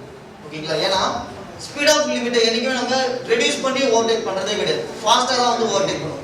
அப்படி பண்றப்ப என்ன ஆகும்னா முன்னாடி போகக்கூடிய வெஹிக்கிளுக்கு நீங்க தெரிய மாட்டீங்க, ஏன்னா நீங்க பிளைண்ட் ஸ்பாட்ல இருக்கீங்க. ஸோ ஈஸியா வந்து ஒரு ஆக்சிடென்ட் நடக்கிற வாய்ப்புகள் நிறைய இருக்கு. Don't overtake on turns and crossings. எப்பயுமே வந்து நம்ம டர்னிங்ஸ்லயும் 4-வே கிராசிங்ஸ்லயும் வந்து நம்ம ஓவர்டேக் பண்ணக்கூடாது. ஏன்னா அந்த மாதிரியான டைமிங்ல ஈஸியா வந்து ஆக்சிடென்ட்ஸ் நடக்கிறதுக்கான வாய்ப்புகள் ரொம்பவே இருக்கு. அதே மாதிரி பார்த்தாக்கா நமக்கு முன்னாடி வந்து வியூவை ப்ராப்பரா பார்க்க முடியலன்னு சொன்னாலும் நம்ம வந்து ஓவர்டேக் பண்ணக்கூடாது. தென் இன்கேஸ் உங்களுக்கு கன்ஃபியூஷன்ஸ் இருக்கு, நான் வந்து ஓவர்டேக் பண்ணா அந்த வெஹிக்கிள் வண்டி வழி கொடுப்பானா கொடுக்க மாட்டானா அப்படிங்கிற ஒரு டவுட் இருந்தாலும் ஓவர்டேக் பண்ணாதீங்க. அப்போ நான் எப்படி தான் சார் ஓவர்டேக் பண்றது அப்படின்னு பார்த்தீங்கன்னா ஓவர்டேக் பண்றதுக்கு முன்னாடி எப்பயுமே வந்து உங்களுடைய ரைட் இண்டிகேட்டரை வந்து நீங்க மென்ஷன் பண்ணணும். எதுக்காகனா பின்னாடி வரக்கூடிய வெஹிக்கிளுக்கு நீங்க ஓவர்டேக் பண்ண போறீங்க அப்படின்னு ஒரு இன்ஃபர்மேஷன். தென் வந்து நீங்க ஹாரன் பண்ணணும். எதுக்காகனா முன்னாடி போகக்கூடிய வெஹிக்கிளுக்கு நீங்க ஓவர்டேக் பண்ண போறீங்க நீங்க கொடுக்குற ஒரு இன்ஃபர்மேஷன். தென் வந்து என்ன பண்ணணும், ஓவர்டேக் பண்ணும்போது ரைட் இண்டிகேட்டர் போட்டு ஓவர்டேக் பண்ணுறீங்க. எப்பயுமே ஸ்பீட் லிமிட்டை இன்க்ரீஸ் பண்ணி ஓவர்டேக் பண்ணாதீங்க. தேவைப்பட்டா ஸ்பீட் லிமிட்டை ரெடியூஸ் பண்ணி ஓவர்டேக் பண்ணுங்க. அகைன் லெஃப்ட் இண்டிகேட்டர் போட்டு நீங்க லெஃப்ட் சைடு வந்து தான். ஓகேவா? இதுதான் ப்ராப்பரான வே. ஸோ நம்ம யாருமே இதை வந்து ஃபாலோ பண்ணுறதே இல்லை. ஸோ அதனால தான் அந்த லேண்ட் சேஞ்சிங் இல்லாமல் ஈஸியாக வந்து ஆக்சன்ஸ் பண்ணுறது. MSM technique. ஸோ எம்எஸ்எம் அப்படின்னு சொன்னாக்கா mirror, signal, man over. So இந்த 3மே நீங்கள் ஃபாலோ பண்ணீங்கன்னா நீங்கள் சேவ் பண்ணலாம். ஸோ மிரர் அப்படிங்கிறது வந்து என்னது? Rear view mirror, middle mirror. So இந்த மிரர்ஸை நீங்கள் யூஸ் பண்ணுறது மூலமா லெஃப்ட் அண்ட் ரைட் பேக்ல யார் வராங்கன்றத உங்களால் ஈஸியாக அப்சர்வ் பண்ண முடியும். சிக்னல், நீங்க லெஃப்ட் சைடு போறீங்களா இல்ல ரைட் சைடு போறீங்களான்னு நீங்க வந்து மத்தவங்களுக்கு கொடுக்குற இன்ஃபர்மேஷன், இல்ல மத்தவங்க போறத வந்து நீங்க நோட்டிஃபிகேஷன் பண்றீங்க. 3வது வந்து மேன் ஓவர். நான் சொன்ன அந்த ஷோல்டர் செக், இந்த பிளைண்ட் ஸ்பாட்டை நீங்க செக் பண்றது மூலமா உங்களுடைய சேஃப்டியை வந்து நீங்க அஷ்யூர் பண்ணிக்கலாம். பொசிஷன் ஆஃப் டிரைவிங் சொல்லுவாங்க. அதாவது என்னன்னா நம்ம எங்க டிரைவ் பண்றோம், like left or mid or side. Main ரோட்ல நம்ம பார்த்தோம்னா நம்ம ரோட்ல வந்து 3 நிற்பாங்க.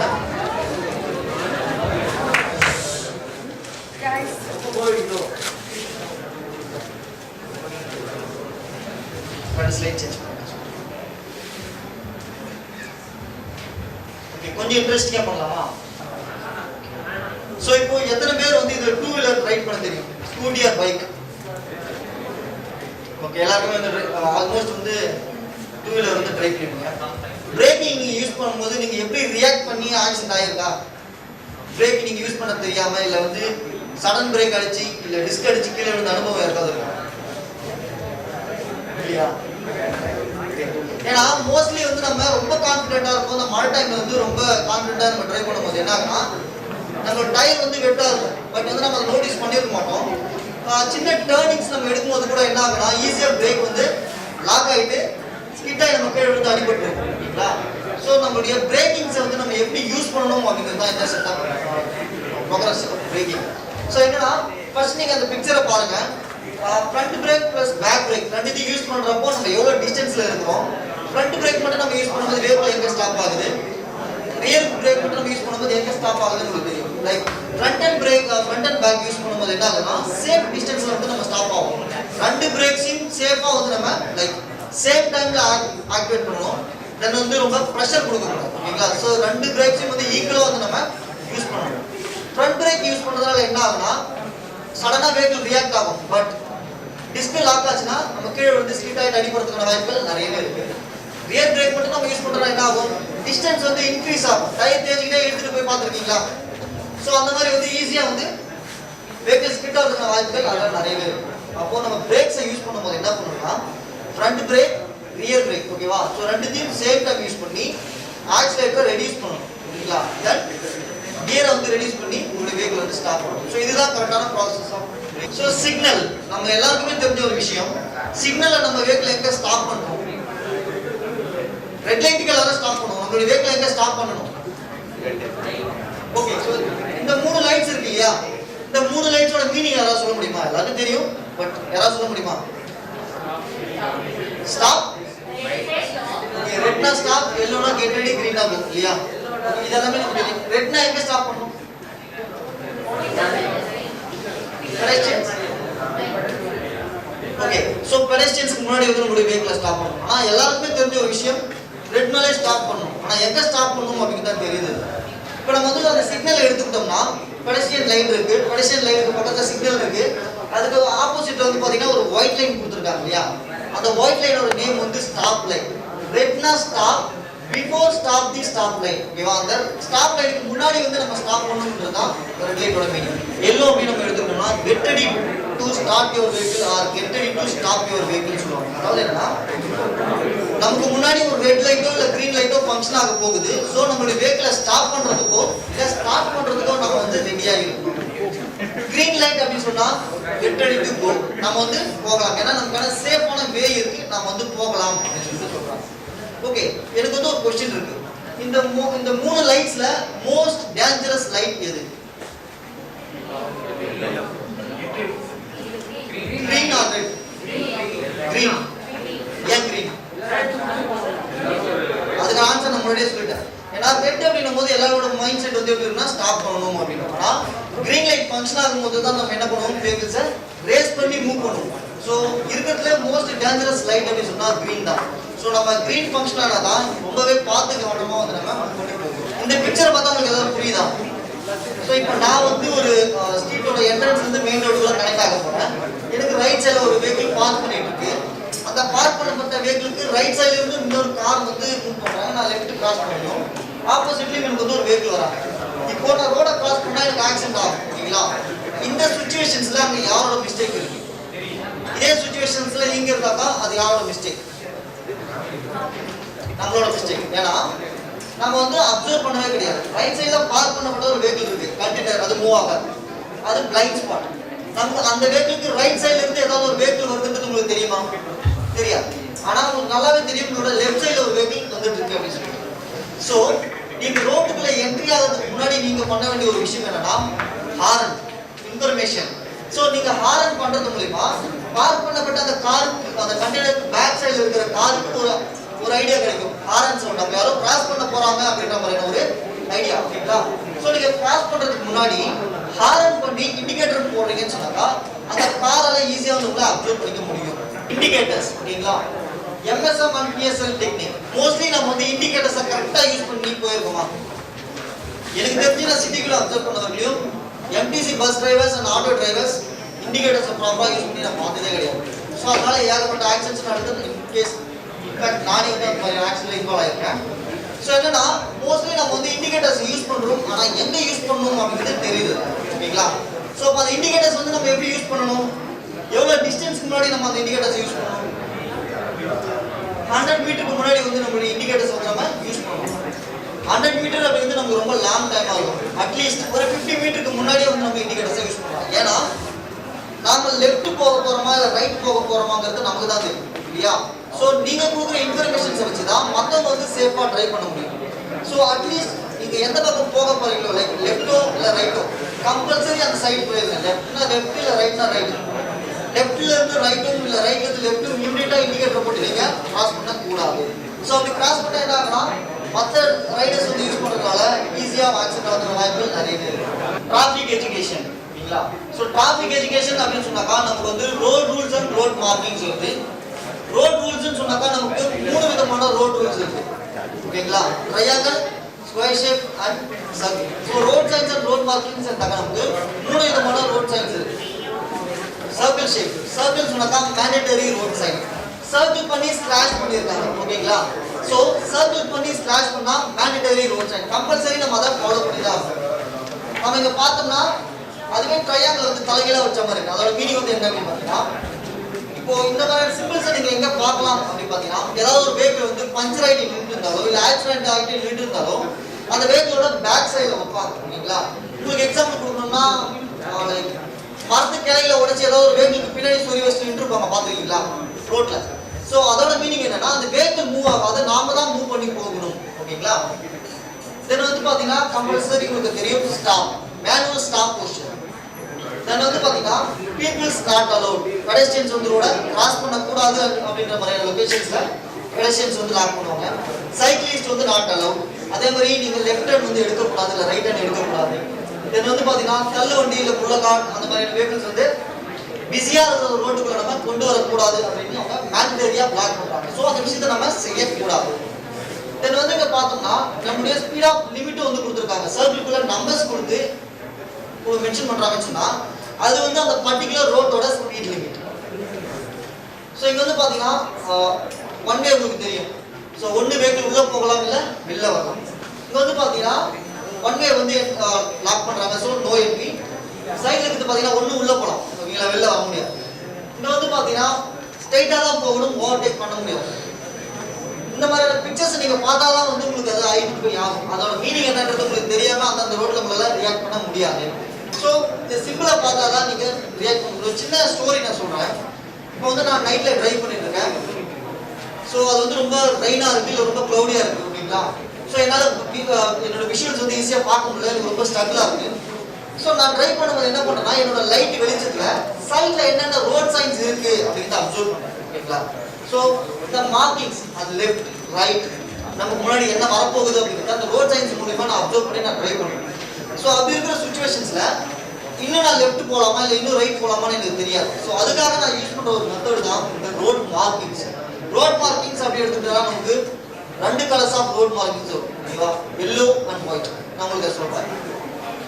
ட்ரையாங்கிள் அப்படி எடுத்துக்கிட்டோம்னா வார்னிங் ரோட் சைன். ஓகேங்களா? ஸோ அந்த ட்ரையாங்கிள் ஷேப்ல என்ன விஷயம் கொடுத்தாலும் அது நமக்கு கொடுக்கப்படுற ஒரு இன்ஃபர்மேஷன் தான். ஸோ என்னன்னா உங்களை முன்னாடியே வார்ன் பண்றாங்க. லைக் நமக்கு முன்னாடி வந்து டி இன்டர்செக்ஷன்ஸ் வந்து நம்ம மெயின் ரோட்ல போய் கனெக்ட் ஆக போறோம். அப்படி இல்லைன்னா நமக்கு முன்னாடி வந்து கேப் இன் மீடியன் பீப்புள் வந்து கிராஸ் பண்றதுக்கான வே இருக்கு. இல்லை நமக்கு முன்னாடி வந்து டோல் பூத்ஸ் இருக்கு. இல்லை வந்து நமக்கு பக்கத்துல வந்து ஒரு பெரிய பள்ளம் இருக்கலாம். ரோட்ல வந்து பீப்புள் ஒர்க் பண்ணிட்டு இருக்காங்க. ஸோ இந்த மாதிரி அவங்க வந்து நமக்கு ஒரு வார்னிங் கொடுக்குறாங்க. அப்போ நம்ம பண்ண வேண்டிய ஒரு விஷயம் என்ன அப்படின்னு பார்த்தீங்கன்னா நம்மளுடைய ஸ்பீட் லிமிட்டை ஃபர்ஸ்ட் ரெடியூஸ் பண்ணணும். ஸோ ஸ்பீட் லிமிட்டை ரெடியூஸ் பண்றது மூலமா தான் நம்ம வந்து நம்மளுடைய சேஃப்டியை வந்து நம்ம அஷ்யூர் பண்ண முடியும்.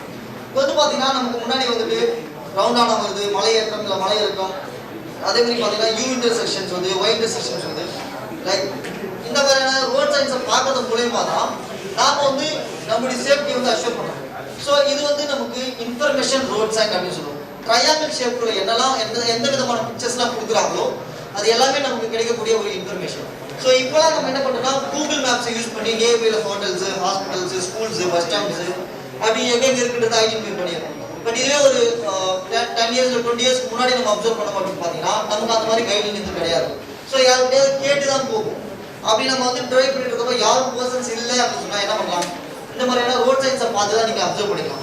ஸோ அந்த பிக்சரை பார்த்தீங்கன்னா உங்களுக்கு ஃபர்ஸ்ட் எய்ட் எங்கே இருக்குது, எவ்வளோ கிலோமீட்டர் டிஸ்டன்ஸ் நீங்கள் போகணும் ரைட் ஆர் லெஃப்ட், அப்படி இல்லை ஹோட்டல்ஸ் எங்கே இருக்குது, பெட்ரோல் பங்க் எங்கே இருக்குது, ரிஃப்ரெஷ்மெண்ட்ஸ், அந்த மாதிரி எது எது எங்கே இருக்குன்றது இந்த பிக்சரை பார்த்தாலே உங்களுக்கு தெரியும். ஸோ இங்கே பார்த்தீங்கன்னா பிக்சருக்கு கீழே வந்து அம்புக்குறி போட்டிருக்காங்க லெஃப்ட் ஆர் ரைட். ஸோ எவ்வளோ மீட்டர் டிஸ்டன்ஸ் போகணும் அப்படின்றத நீங்கள் இதை பார்த்தாலே வந்து உங்களுக்கு ஈஸியாக புரிஞ்சிடும். ஸோ நான் சொன்ன ரோட் மார்க்கிங்ஸ் இதுதான். ஸோ ரோட் மார்க்கிங்ஸ் எடுத்துக்கிட்டாக்கா 2 கலர்ஸ் ஆஃப் மார்க்கிங் நான் சொல்லிட்டேன், ரெட் அண்ட் yellow. ஸோ இது ரெண்டுத்துக்கும் உள்ள மீனிங் என்ன அப்படின்னு பார்த்தீங்கன்னா, மோஸ்ட்லி ஹைவேஸ்ல வந்துட்டு இந்த மாதிரி yellow கலர் லைன்ஸ் வைப்பாங்க. ஸோ அதோட மீனிங் என்னன்னா ஹைலி ஆக்சிடென்ட் ஜோன், ஓகேங்களா, அதிகப்படியான ஆக்சிடென்ட்ஸ் நடக்கிறதுக்கான வாய்ப்புகள் உள்ள ரோட் சைடு அப்படின்னு சொல்லி எல்லோட மீனிங் கொடுக்குறாங்க. ஒயிட் வந்து என்ன அப்படின்னு பார்த்தீங்கன்னா கம்மியான ஆக்சிடென்ட்ஸ் நடக்கக்கூடிய ஜோன். நம்ம சிட்டி சைட்ல வந்து ஸ்பீட் ஆஃப் லிமிட் ரொம்பவே கம்மி, அதுவும் இல்லாமல் எவ்ரி 100 மீட்டருக்கு வந்து ஒரு சிக்னல் கொடுக்கறதுனால ஸ்பீட் ஆஃப் லிமிட்டை ரெடியூஸ் பண்ணுறதுக்காக தான் அந்த சிக்னல்ஸ். ஸோ அதனால ஏற்படக்கூடிய ஆக்சிடென்ட்ஸ் லெவல் ரொம்பவே கம்மி. இந்த மாதிரி நம்ம ஒயிட் லைன் இருந்தா. ஸோ எல்லோ அப்படின்னு சொன்னாக்கா அதிகப்படியான ஆக்சிடென்ட்ஸ் நடக்கும், ஹை ஸ்பீடில் போகக்கூடிய வெஹிக்கிள்ஸ் வந்து அங்கே ட்ரை பண்ணுவாங்க. ஹைவேஸ்ல உங்களுக்கே தெரியும் சிக்னல்ஸ் வந்து எங்கேயோ ஒன்று தான் வச்சிருப்பாங்க, அப்போ எல்லாமே ரொம்ப ஃபாஸ்ட்டாக போவாங்க இல்லையா. ஸோ அந்த மாதிரியான சுச்சுவேஷன்ஸ்ல இந்த road signs and road markings follow பண்ணி நீங்கள் சேஃபாக ட்ரைவ் பண்ணணும் அப்படிங்கிறதுனால தான் இந்த road marking. So one by one ஒவ்வொரு மீனிங்கை நான் சொல்கிறேன். விட்டா ஸ்ட்ரைட்டாக ஒரு லைன் இருக்கு இல்லையா, ஸோ அதோட மீனிங் வந்து என்னன்னா கோ ஸ்ட்ரைட். ஓகேவா, நம்ம வந்து ஆல்வேஸ் கீப் லெஃப்ட், தேவைப்பட்டா ஓவர்டேக் பண்ணி நம்ம அந்த லைன்ல போய்க்கலாம். ஆனா அந்த செகண்ட் லைனோட மீனிங் என்ன அப்படின்னு பார்த்தீங்கன்னா நம்ம வந்து ஓவர்டேக் பண்ணக்கூடாது. காரணம் என்னன்னா ஆப்போசிட்லயே வந்து வெஹிக்கிள்ஸ் வரும், ஸோ நமக்கு கம்மி ஸ்பேஸ் இருக்கு, ஸோ நம்ம வந்து ஓவர்டேக் பண்ணக்கூடாது. Always keep left, do not take ஓவர்டேக்னு சொல்லுவாங்க. ஸோ இந்த தேர்ட் பிக்சர் நம்ம பார்த்தோம் அப்படின்னு சொன்னாக்கா ஒரு சைடு வந்து வெஹிக்கிள் போதும், ஒரு சைடு வெஹிக்கிள் வரும், லைக் ஒன் வே டிராஃபிக் மாதிரி. இன் பிட்வீன் வந்து என்னால் ரோட்டை ரெண்டா பிரிக்கிற அளவுக்கு ஸ்பேஸ் கிடையாது. ஸோ நான் என்ன பண்ணுறேன்னா அந்த டிவைடர் வைக்கிற அளவுக்கு என்கிட்ட ஸ்பேஸ் இல்லைங்கிறதுனால ரோட்டை வந்து ரெண்டா பிரிச்சு அந்த 2 லைனுக்கு இன் பிட்வீன்ல ரெட் கலர் பிளிங்கிங் லைட்ஸ் வைக்கிறேன். ஓகேங்களா, ஸோ ரெட் மீன்ஸ் டேஞ்சர் உங்களுக்கு நல்லா தெரியும். அப்போ நம்ம ஓவர்டேக் பண்ணக்கூடாது, ஆல்வேஸ் கீப் லெஃப்ட் அப்படின்னு நம்ம புரிஞ்சுக்கிறதுக்காக தான் இந்த டபுள் லைன்ஸ். தென் வந்து நம்ம பார்த்தோம்னா இந்த ஃபோர்த் பிக்சர் வந்து ஸ்ட்ரெயிட் லைனும் கொடுத்துருக்காங்க அண்ட் அந்த டாட் ஸ்ட்ரெயிட் லைன்ஸும் கொடுத்துருக்காங்க. அதோட மீனிங் என்ன அப்படின்னு பார்த்தீங்கன்னா always keep left, do not take overtake. ஆனால் ஆப்போசிட் சைட்ல தேவைப்பட்டால் ஓவர்டேக் பண்ணிக்கலாம் அப்படின்னு சொல்லி ஒரு ஆப்ஷன் கொடுக்குறாங்க. ஓகேங்களா, எதுக்காகனா ஹைவேஸ்ல நம்ம ரொம்ப ஃபாஸ்ட்டாக போயிட்டு இருப்போம், இப்போ ஆம்புலன்ஸ்லாம் வந்து ஓவர்டேக் பண்ண எப்படி ஓவர்டேக் பண்ணுவாங்க, ஸோ அவங்களுக்காக தான் அந்த பர்பஸ்க்காக தான் அந்த மாதிரி லைன்ஸ். இதோட பிக்சர் வந்து இதோட மீனிங் வந்து என்னன்னா one way traffic, left side vehicle போகும், ரைட் சைடு வெஹிக்கிள் வரும், அதை டிவைட் பண்ணுறதுக்காக தான் அந்த ரைட் அந்த எல்லோ ஒயிட் லைன். ஓகேங்களா, தென் நமக்கு வந்துட்டு அந்த பெடஸ்ட்ரியன்ஸும் இருக்கு, பெடஸ்ட்ரியன்ஸை நம்ம ஃபாலோ பண்ணி டிரைவ் பண்ணணும். ஓகேங்களா, சிக்னலுக்கு முன்னாடி நமக்கு பெடஸ்ட்ரியன்ஸ் கம்பல்சரி வரும். அதே மாதிரி ஏதாவது ஒரு சிட்டியை கிராஸ் பண்ண போகிற மாதிரி சொன்னாலும் கண்டிப்பாக வந்து பெடஸ்ட்ரியன்ஸ் வரும். அப்போ பெடஸ்ட்ரியன்ஸ் லைன் வரப்போகுதுன்னா நீங்கள் அந்த ரோட் மார்க்கிங்ஸ் அந்த ரோட் சைன்ஸை ஃபாலோ பண்ணாலே உங்களுக்கு பிஃபோர் ஒரு 100 மீட்டருக்கு முன்னாடியே வந்து உங்களுக்கு ரோட் சைன் கொடுத்துருவாங்க. இதோட மீனிங் வந்து சேம், ஆல்ரெடி சொல்லிட்டாங்க. To not take overtake, always keep left. ஓகேவா, பட் கலர் மட்டும் தான் சேஞ்ச் ஆகும். இங்க வந்து பாத்தீங்கன்னா ரோட்டோட 2 சைடுலயும் வந்து சிங்கிள் லைன் கொடுத்துருக்காங்க. அதோட மீனிங் யாருக்காவது தெரியுமா? எனக்காவது நோட்டீஸ் பண்ணிருக்கீங்களா?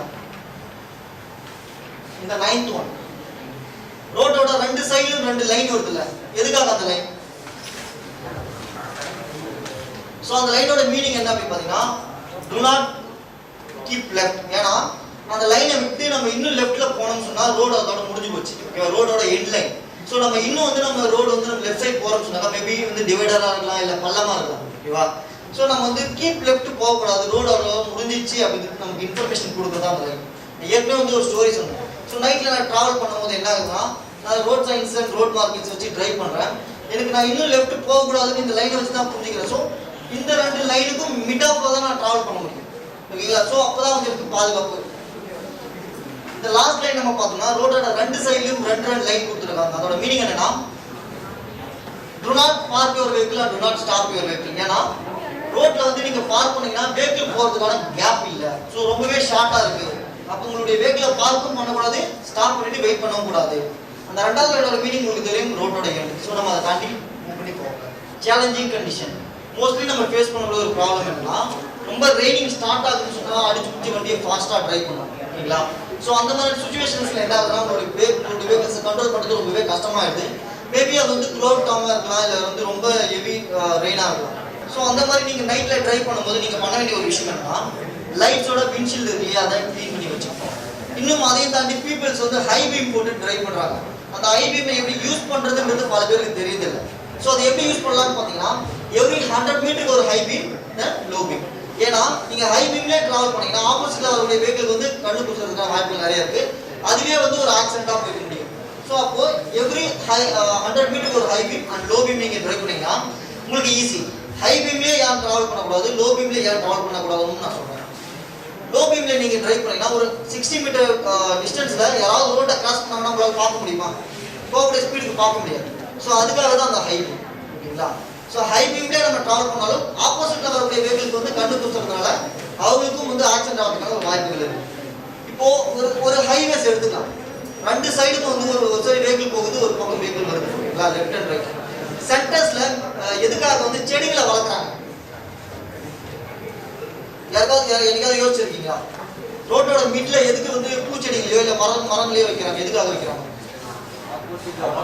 ஆப்போசிட்ல வரவங்களுக்கு கண்ணு பூசக்கூடாது. நைட் டைம் வந்து டிரைவ் பண்றது ரொம்ப வந்து கஷ்டமான ஒன்று. ஸோ அந்த மாதிரி நேரத்தில் ஆக்சிடென்ட்ஸை குறைக்கணும் அப்படின்றதுக்காக தான் அந்த மாதிரியான செடிகளை வச்சு மக்களுக்கு வந்து அந்த விஷுவலிசிட்டியை வந்து கொடுக்குறாங்க. ஸோ நான் சொன்ன அந்த ஹை பீமுக்கும் லோ பீமுக்கான வித்தியாசம் வந்து நல்லா புரியுங்க.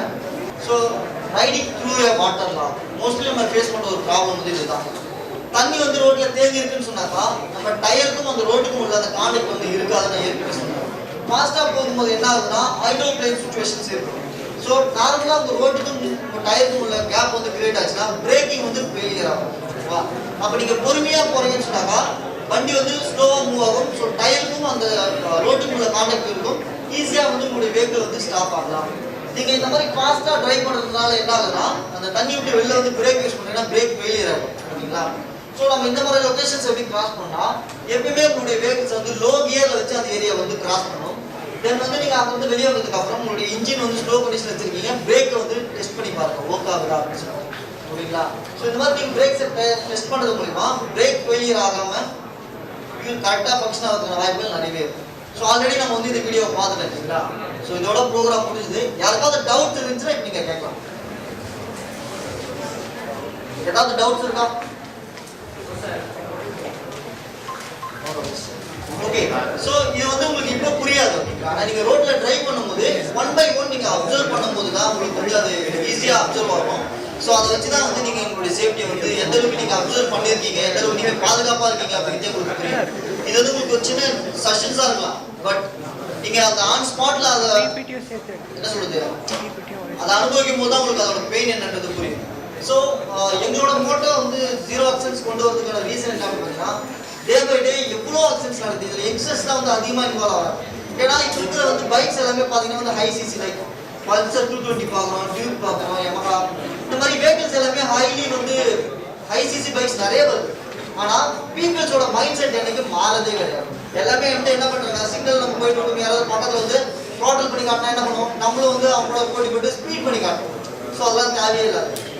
இதில் அஃபெக்ட் ஆனாக்கா நம்ம மட்டும் அஃபெக்ட் ஆக போகிறது கிடையாது, நம்ம டிபெண்ட் பண்ணியிருக்கிற நம்ம ஃபேமிலியும் வந்து அஃபெக்ட் ஆகும். ஸோ எப்பயுமே ஒரு விஷயத்தை நல்லா புரிஞ்சுக்கணும். எல்லாரும் வருவாங்க போவாங்க, வெஹிக்கிள் வரும், ஃபாஸ்ட்டாக வரும் போகும். ஒவ்வொரு வெஹிக்கிள்ஸும் வந்து ஒவ்வொரு கம்பெனியோட பிராண்டுக்கு ஏற்ற மாதிரி ஹைலி வந்து மேனுஃபேக்சர் பண்ணிக்கிட்டு தான் இருப்பாங்க. ஆனால் நம்மளுடைய சேஃப்டின்றது நம்ம கையில் மட்டும் தான். நீங்கள் எந்த அளவுக்கு சேஃபாக இருக்கீங்களோ, ஸ்லோவாக ட்ரைவ் பண்ணுறீங்களோ அந்த அளவுக்கு நீங்கள் பாதுகாப்பாக இருக்கீங்க. தேங்க்யூ. Thank you sir. அடுத்தபடியாக நம் அழைப்பினை ஏற்று வந்துள்ள போக்குவரத்து காவல் உதவி ஆய்வாளர் நரேந்திரன் அவர்களை பேச அழைக்கின்றேன். அனைவருக்கும் வணக்கம். நுங்கம்பாக்கம் காவல் நிலையத்திலிருந்து வந்திருக்கிறேன். எல்லாரும் என்னை வெளியே பார்த்துருப்பீங்க நீங்கள் நினைக்குமா? ஆமாம், நிறைய பேர் பார்த்துருக்க வாய்ப்பு இருக்குது. ஏன்னா நீங்கள் வெளியே வந்தாலே ராயலா காலேஜில் நிற்போம், நாங்கள் இல்லைன்னா சூளை மேலே நிற்போம், இல்லைன்னா இந்த பக்கம் நிற்போம், எங்கள் ஸ்டெல்லிங் ரோடில் தெரிஞ்சிருக்குன்னு நினைக்கிறேன். ஸோ சார் வந்து ஏற்கனவே பேசினவர் உங்களுக்கு சைன் போர்ட்ஸை பற்றி தெளிவாக சொல்லி கொடுத்தாங்க. என்னென்ன சைன் போர்டு இருக்குது, எப்படி நம்ம அதை மதிக்கணும், அதை மதிச்சாக்கா நம்மளோட பிரயாணங்கள் எப்படி இருக்குன்னு சொல்லிட்டு தெளிவாக சொல்லி கொடுத்துருக்காரு. இப்போ நீங்கள் அசிஸ்டன்ட் கமிஷனர் இப்போ வர வரீங்க, இன்னொரு 10 நிமிஷத்தில் வந்துடுவார். அவங்க உங்களுக்கு தெளிவாக எடுப்பார் கிளாஸு. அதுக்கு முன்னாடி வந்து எங்களுடைய அனுபவத்தில் 2-3 வார்த்தை நான் உங்கள்கிட்ட சொல்கிறேன். என்னன்னாக்கா எங்கள் வெளியே நாங்கள் பார்க்குற வைலேஷன்ஸில் 90% உங்களை மாதிரி பசங்க தான் பண்ணுறாங்க. 90% என்னன்னாக்கா தப்பாக சொல்லலை, உங்களுடைய வயசு அந்த மாதிரி, உங்களுடைய சூழ்நிலைகள் அந்த மாதிரி வேகமாக வருவாங்க. இப்போ தான் சார் வந்தேன், ஃப்ரெண்டை ட்ராப் பண்ண வந்தேன் சார். எத்தனை பேர் வருவாங்க? டூ வீலர் எத்தனை பேர் போகலாம்? அந்த ஆர்சி புக்கில் எழுதியிருக்கோம் 2 பேர் அதிகபட்சம் எத்தனை பேர் போகணும் இருக்குது? 2 பேர். ஹாஸ்டல்லேருந்து வந்தோம் சார், ரயில்வே ஸ்டேஷன் வரைக்கும் வந்திருக்கேன் சார். அது வந்து டேஞ்சரஸ், அது தாங்காத வண்டி. அந்த வண்டி கெப்பாசிட்டி 2 பேர்னா 2 பேர் தான் போகணும். ஒரு ஆட்டோவில் வந்து 3 பேர் போகணுனாக்கா நம்ம எத்தனை பேர் போகலாம்? 3 பேர் தான் போகணும். ஏன்னா அதுக்கு தகுந்த மாதிரி தான் அது வடிவமைச்சிருக்காங்க. அதுக்கு மேலே போனாக்கா அது பேலன்ஸ் எல்லாம் போயிடும். வண்டி திரும்பும் போதோ இல்லை நேராக போகும்போது கட்டடிக்கும் போது அதுக்கு இன்பேலன்ஸாக போயிட்டு டேஞ்சரஸ் டிரைவிங்கில் போயிடும், கீழே விழுந்துருவாங்க. அது பாதிப்புகள் அதிகமாக இருக்கும். அதனால தான் 2 வீலரில் போகும்போது 2 பேர்னா 2 பேர் தான் போகணும்னு சொல்லியிருக்காங்க. அது 3 பேர் போகும்போது நீங்கள் உங்கள் ரத்தத்தில் உங்கள் ஸ்பீடில் போயிடுவீங்க. ஆனால் பேலன்ஸ்லாம் போச்சு என்ன ஆகும்? ரேஷ் டிரைவிங் கணக்கில் போய் தேவையில்லாத பிரச்சனைலாம் வரும். லைலா காலேஜ் முன்னாடி விட போன வாரம் பார்த்துட்டு ஒரு ஆக்சிடென்ட் ஆச்சு, பார்த்தீங்களா? அதே மாதிரி சிக்னல்ஸ் வந்து காலியாக இருக்குதுன்னு சொல்லிட்டு பட்டு பூந்துறாங்க நம்மளால.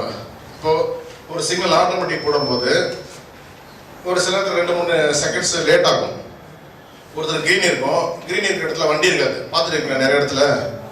அப்போ என்ன பண்ணுவாங்க நம்மளுங்க, நம்ம போயிடலாமே அது வரைக்கும் கேப் கிடைச்சதுன்னு சொல்லி பூந்துருவாங்க. ஸோ அந்த க்ரீன் கிடைச்சவர் என்ன பண்ணுவார்னாக்கா அவருடைய வழியில் அவர் பாதையில் வந்துட்டே தான் இருப்பார். அப்போ நீங்கள் கிராஸ் ஆகும்போது என்ன ஆகும்? பாதி பேர் 2 பேருக்கு வந்துடும்.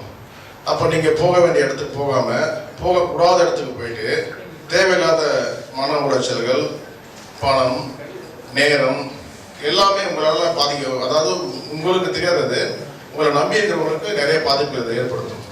ஸோ இதெல்லாம் நீங்கள் அவாய்ட் பண்ணணும்னாக்கா நீங்கள் ஒரு இடத்துல இருந்து ஒரு இடத்துக்கு போகிறீங்க, வீட்டிலேருந்து கிளம்புறீங்க, ஒரு 5 நிமிஷம் முன்னாடியே 10 நிமிஷம் முன்னாடியே காலேஜ் கிளம்பிடணும். டைம் ஆயிடுச்சு சார், டைம் ஆயிடுச்சுன்னு சொல்லிட்டு அந்த டைமை ரோட்டில் நம்ம அட்ஜஸ்ட் பண்ண நினச்சுனாக்கா பாதிப்பு நம்ம நிறைய கிடைக்கும். ஸோ இதெல்லாம் நீங்கள் அவாய்ட் பண்ணி எதிர்காலத்தில் வந்து உங்களுக்கெல்லாம் வந்து இன்னும் நிறைய ஃபியூச்சர் இருக்குது. உங்களுக்கெல்லாம் படிக்கிற பசங்க நீங்கள் இப்போ இன்னும் அடுத்த ஸ்டெப்பு நீங்கள் இந்த மாதிரி ஒரு வேலையிலையோ இல்லை ப்ரொஃபஸராகவோ இல்லை வேறு ஏதாவது மேலே இடத்துக்கு வரும்போது அதனுடைய பலன்களை நீங்கள் அனுபவிக்கணும்னாக்கா இந்த நாளில் வந்து நீங்கள் உங்களுடைய எல்லா சூழ்நிலைகளும் சரி பொறுமையாக நிதானமாக சிக்னல்ஸ் எல்லாம் ஒழுங்காக கடைபிடிச்சாதான் உங்களுடைய எல்லா காரியங்களிலும் நல்லா இருக்கும் வாய்ப்புகள் இருக்குது. புரியுதுங்களா? கேட்குறீங்களா? கேட்குறவங்களா கை தூக்குங்க. கேட்குது சார். தூங்குறவங்களா கை தூக்குங்க. தூங்குறவங்க சரியா? இப்போ சார் சொன்ன மாதிரி இந்த ரோடு ஹைவேஸ்ல போகும்போது இப்போ உங்களுக்கு வந்து நம்ம சென்னையில பொறுத்த வரைக்கும் என்னன்னாக்கா கன்ஸ்ட்ரக்ஷன் ஏரியா, அதுவும் ஸ்பெஷலி நுங்கம்பாக்கம், இந்த சூளைமேடு, இந்த கோடம்பாக்கம் வரும்போது நமக்கு நம்ம நினைச்சா கூட போக முடியாது, அந்த மாதிரி ஒரு ஏரியா. இதுலலாம் உங்களுக்கு எந்த ஒரு இதுவும் இல்லை, பொறுமையாக போயிடலாம். ஆனால் ஹைவேஸ்ல போகும்போது சொன்ன சைன்போர்ட்ஸ், ஒவ்வொரு சைன்போர்டும் நீங்கள் அது அவங்கெல்லாம் போட போது வந்து அந்த இடத்துல என்ன நடந்திருக்குது, இதுக்கு முன்னாடி என்ன நடந்திருக்குது பார்த்து தான் போட்டிருக்காங்க. ஒரு சைன்போர்டும் சும்மா சாதாரணமாக போட்டல, எல்லா இடத்துல பள்ளம் இருக்குது, இல்லை ஓவர்டேக் பண்ணக்கூடாது, டபுள் சொன்னால் சார் டபுள் ரோட்டில் ஹைவேஸில் போகும்போது எல்லோ லைன் டபுள் லைன் போட்டோம்னாக்கா எக்காரணத்தை கொண்டும் எந்த சூழ்நிலையும் அந்த இடத்துல ஓவர்டேக் பண்ணவே கூடாது.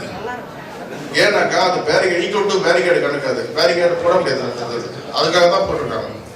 ஸோ இந்த மாதிரி எல்லாம் ஒரு சின்ன விஷயங்களை நீங்கள் கடைபிடிச்சீங்கன்னாக்கா உங்களுடைய எல்லா பிரயாணங்களும் எங்கே போகிறீங்களோ அந்த இடம்லாம் பிரயாணங்கள்லாம் சும்மா இனிதான் இருக்குது, நிறைய வாய்ப்புகள் இருக்குது. அதனால் ஃபஸ்ட்டு வீட்டிலேருந்து கிளம்பும்போது எல்லாரும் போகும்போது என்ன வண்டி எடுக்கிறீங்க நீங்கள்? காரு, 2 வீலரு இல்லை என்ன எடுத்தாலும் சரி, அதுக்கு என்ன சொல்லியிருக்காங்க? ஹெல்மெட்டு. ஹலோ அப்படிங்களா? ஃபர்ஸ்ட் ஹெல்மெட் போடுங்க. இப்போ இருக்கிற வந்து வண்டி ஓட்டுற மட்டும் போடக்கூடாது, பின்னாடி உட்காந்துக்கிற ஒவ்வொருவரும் கம்பல்சரி ஹெல்மெட் போட சொல்லி கவர்மெண்ட் ஆர்டர் போடுறது. ஏன்னா கீழே விழுந்தாக்கா அடி வந்து 2 பேர் தான் போடும், 2 பேருடைய உயிரும் ரொம்ப முக்கியமானது. ரெண்டாவது காரில் போகும்போது கம்பல்சரி சீட்டு பெல்ட்டு. அதே மாதிரி வண்டியில் போகும்போது காரில் போகும்போது செல்ஃபோன் பேசுவதை வந்து நீங்கள் கட்டாயம் தவிர்க்கணும். ஒரு செல்ஃபோன் பேசுறதுனால வந்து உங்களுடைய கான்சென்ட்ரேட் பூரா யார்கிட்ட பேசுறீங்களோ அங்கே போயிடும், இல்லை நீங்கள் என்ன சொல்ல வரீங்களோ அதில் போயிடும். அப்போ சாலையில் உங்கள் கவனத்தை செலுத்த முடியாமல் உங்களுடைய அந்த போக வேண்டிய பாதையை விட்டு சிக்ஸாக் ஆவீங்க. பக்கத்தில் ஒரு கரெக்டாக போயிட்டு இருப்பார், அவர் டச் பண்ணாக்கா உங்களால் நீங்களும் பாதிக்கப்படுறீங்க, அவரும் பாதிக்கப்படுறாங்க. ரெண்டாவது இன்னைக்கு நாங்கள் பார்க்குற ஒரு நாளும் பார்க்குற வேலையில் நிறைய சின்ன பசங்கனாக்கா இதுக்கு முன்னாடி 2 வருஷம் நான் வந்து இங்கே வந்து 3ஆவது வருஷம் இருக்கேன். ஆல்மோஸ்ட் 2 இயர்ஸ் வந்து எனக்கு நைட் டியூட்டி பார்க்கும்போது ட்ரங்க் அண்ட் டிரைவ் வராங்க. ட்ரங்க் அண்ட் டிரைவ் வரும்போது மேக்சிமம் வந்து நார்த் சைடு இல்லைன்னா வயசானவங்க இல்லைன்னா என்ன சொல்றது ரொம்ப வயசானவங்க தான் வருவாங்க, வந்து அதில் பிடிபடுவாங்க. இப்போ இந்த ஒரு 1.5 வருஷமா பார்த்தீங்கன்னாக்கா சின்ன பசங்க தான் வராங்க, அது எஸ்பெஷலி லேடிஸ் நிறைய பேர் பிடிக்கிறாங்க இப்போ. ஆமாம், அது வந்து ரொம்ப பெரிய தவறு. எப்படி சொல்றேன்னாக்கா அது வந்து அவங்களுடைய தனிப்பட்ட இது அதில் தலையிட முடியாது, பட் அதை போட்டிட்டு வண்டி ஓட்டிட்டு வரக்கூடாது, புரியுதுங்களா? அதே மாதிரி ஆல்கஹால் குடிக்கக்கூடாதுன்னு சொல்றதுக்கு எனக்கு எந்த இது இல்லை. ஆனால் அதை யூஸ் பண்ணிட்டாக்கா யாராக இருந்தாலும் சரி ஸ்டேரிங்கை தொடக்கூடாது. பக்காவாக ஒரு டிரைவரை போட்டு சேஃபாக வீட்டுக்கு போகிறது உங்களுக்கு எல்லா விதம் நல்லது. போன வாரம் என்னோட அனுபவத்தில் சொல்கிறேன், ஒரு நைட் டியூட்டியில் கவனிங்க இல்லை, நைட் டியூட்டியில் ஒரு காரை வந்து என்னை கிராஸ் பண்ணி போகிறாரு. நைட் ஒரு 12:30 இருக்கும், 12:30 இருக்கும். கிராஸ் பண்ணி போகும்போது இப்போ ஸ்டாப் பண்ண சொல்கிறோம். நாங்கள் ஸ்டாப் பண்ணல, அவர் ஸ்டாப் பண்ணாங்க.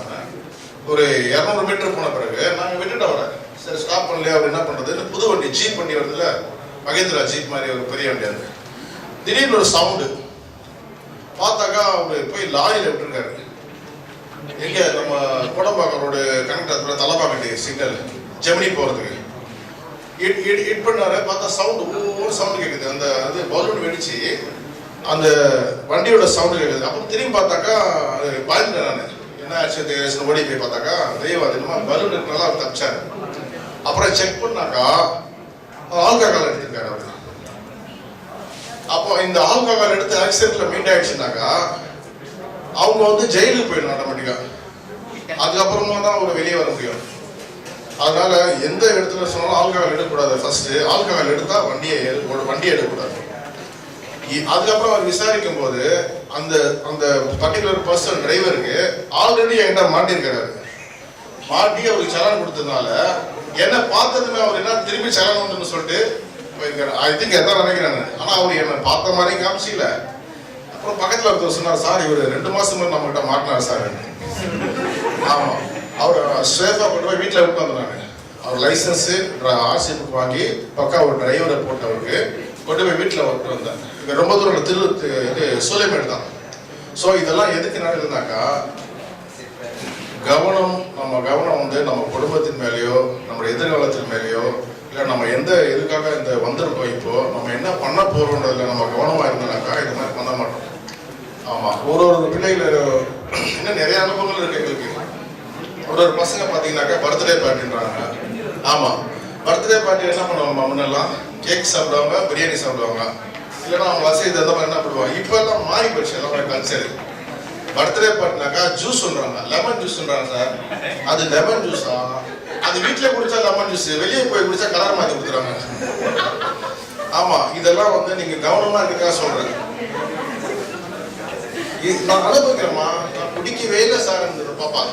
ஆமா, குடிக்கவே இல்லைன்னா ஊது சொன்னா பலூன் மாதிரி வந்தது.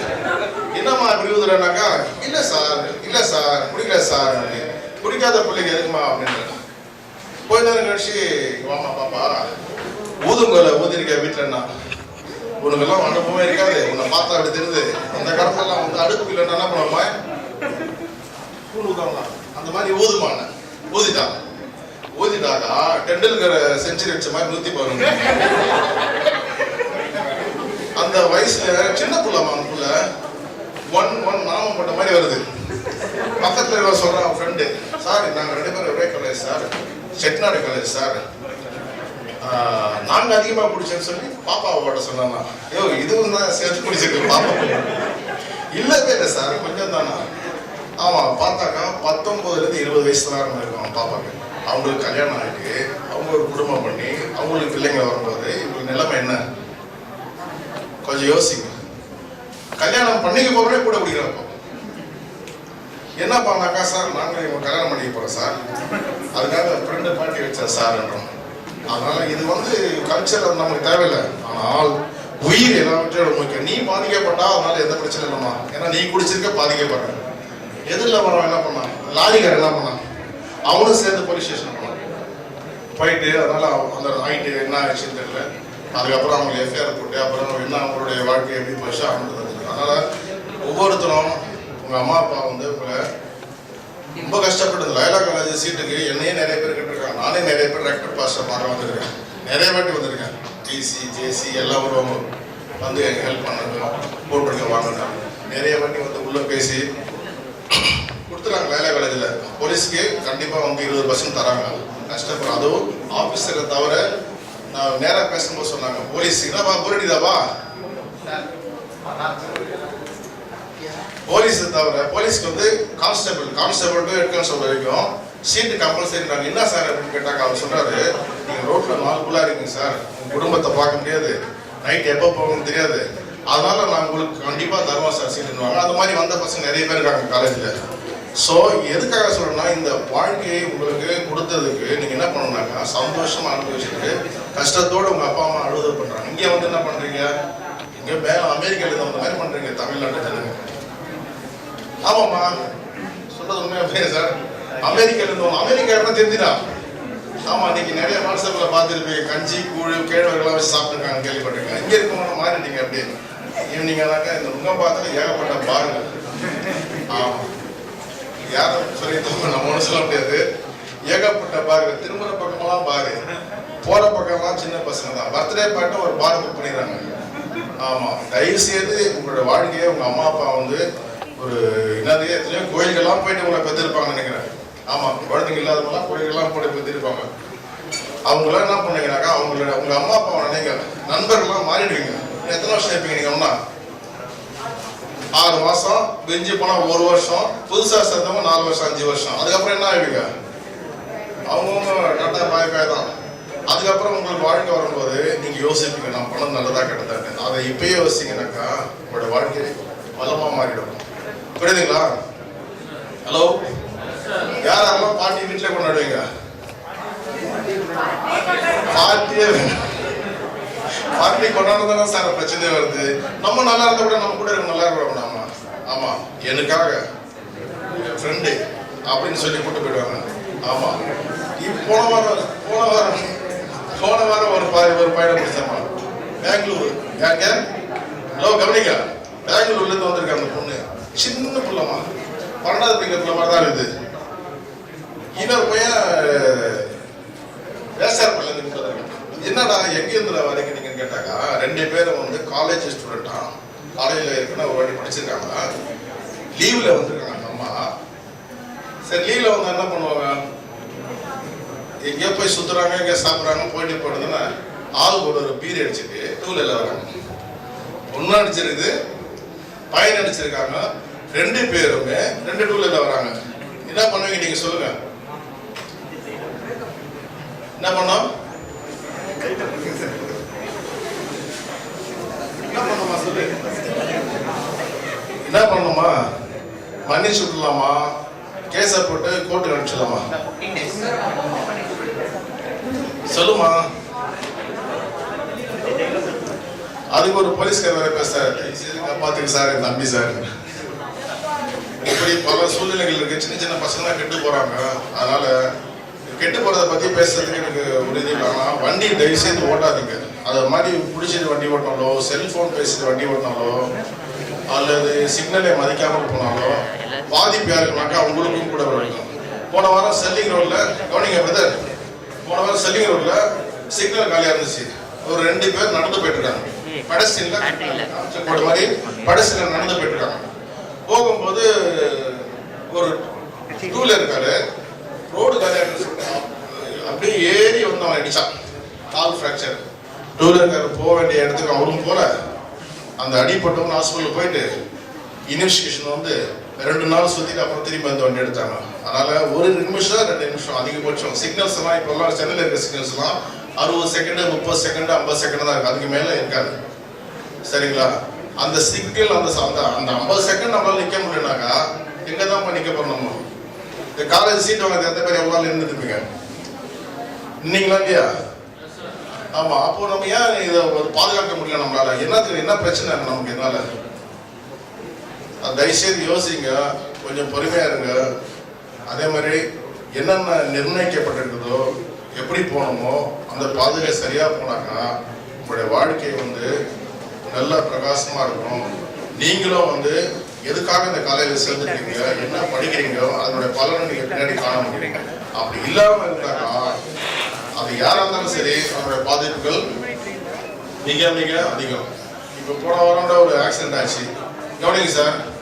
போன வாரம் ஒரு ஆக்சிடென்ட் ஆச்சு. ஒரு பெரியவங்க, அதாவது சொன்ன மாதிரி சார் சொன்ன மாதிரி மழை காலத்துலையும் பனி காலத்துலையும் இரவுல எல்லாம் நம்ம பிரயாணங்களை வந்து லிமிடெட் ஸ்பீட்ல தான் போனோம். ரோடு காலியா இருக்கு, சரி நமக்கு தெரியுதுன்னு சொல்லி போகக்கூடாது. ஏன்னா எதிரில் வரவங்களுக்கு வந்து அவங்க பாதை தான் தெரியும், நமக்கு நம்ம பாதை தெரியாத மாதிரி அவங்க பாதை திடீர்னு கிராஸ் ஆகிடுவாங்க. ஒரு பாட்டி வந்து சவுத் கனல் பேங்க் தெரியுங்களா, கிரீன் வேஸ்ட் பாயிண்ட், அவன் பாட்டு போயிட்டு அவர் ஆடிக்காரங்க போய் தட்டினாரு, இமீடியட்டா ஸ்பாட் அப்படி.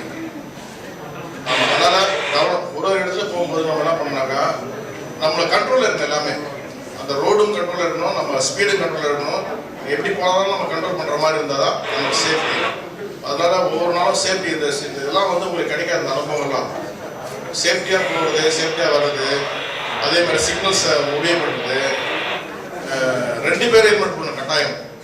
2 பேரும் கட்டாயம் ஹெல்மெட் பண்ணணும். நாங்கள் ரோட்ல ஒரு நாள் ஒரு சிலர்லாம் எங்களை திட்டு நிறைய பேர் திட்டிட்டு போறாங்க. அவங்க வேற வேலையே இல்லை, இந்த மாதிரி ஒரு மாதிரி திட்டிட்டு போவாங்க. ஆனால் நீங்க ஒரு நாள் இந்த டீம்ல யாராவது ஒரு 10 பேர் வந்து ஒரு 2 நாள் ஸ்பெல்லிங் ரோட்ல வந்து இல்லைங்க, போலீஸ் சப்போர்ட் பண்ணுங்க. அப்போ உங்களுக்கு என்ன கஷ்டம் தெரியும், நீங்க எப்படி பண்ணணும்னு தெரியும். அதனால வாலண்டியர்ஸ் இருந்தாக்கா எங்க அஸ்வின் இன்னொருத்தர் பேர் நம்ம மார்ஷல் எங்களுதுலேயே மார்ஷல் இருக்காங்க. ஆமா, அவங்க என்ன பைக்ல போவாங்க. மார்ஷல்னாக்க ஏதாவது பிரச்சனை ஆச்சுன்னா உடனே போயிடுவாங்க. ஆமா, பைக் எடுத்துட்டு போயிட்டு அந்த இடத்த கிளியர் பண்ணிட்டு வந்துடுவாங்க. அவங்க பேரு மார்ஷல். ஆமா, அது மாதிரி இந்த சகோதரர்களை வச்சு நீங்க ஒரு யாராவது டீமுக்கு கொடுத்தீங்கன்னாக்கா எங்களுக்கு ஹெல்ப்பா இருக்கும். சூளைமேடு சிக்னல், இந்த வல்லூர்கோட்டை சிக்னல், அப்புறமா இந்த ஸ்டெல்லிங் சிக்னல்லாம் எங்களுக்கு வாலண்டியர்ஸ் யூஸ் பண்ணீங்கன்னா கவுன்சில் ஆஃபீஸ் சொன்னாக்கா உங்களுக்கு அதை ஹெல்ப் பண்ணுவாங்க. வந்து உங்களுக்கு ஒரு ஐடியா வரும், நீங்களும் அந்த அதை என்னன்னு தெரிஞ்சுக்கலாம்.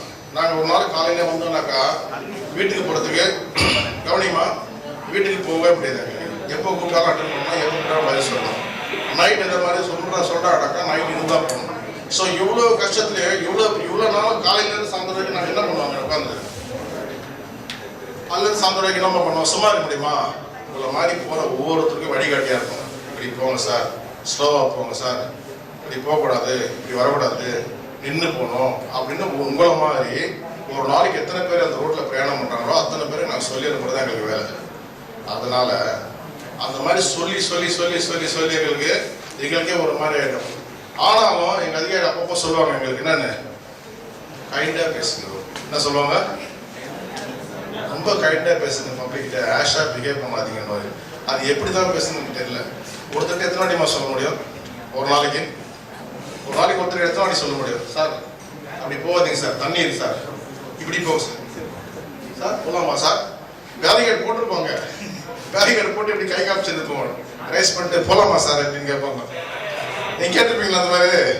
அங்கே போகக்கூடாதுன்னா ஏன் போகக்கூடாதுனாக்கா அங்கே பள்ளம் இருக்கு, தண்ணி இருக்கு, இல்லை மரம் விழுந்துருக்கு, இல்லை ரோட் டேமேஜாக இருக்கு, இல்லை யாரோ ஒருத்தர் வராங்க, அவங்க நீங்கள் போனால் அவங்க பிரயாணம் சீக்கிரம் போக முடியாது, அதனால வேறு டைவர்ஷனில் போங்க அப்படின்னு சொல்றதுக்காக தான் ஒரு போலீஸ் நிற்கிறாங்க. அதே மாதிரி எங்கள் சொந்தக்காரோ எங்களுடைய யாரோ ஒருத்தர் அங்கே வரதுக்காக நாங்கள் நிற்கிறேன்.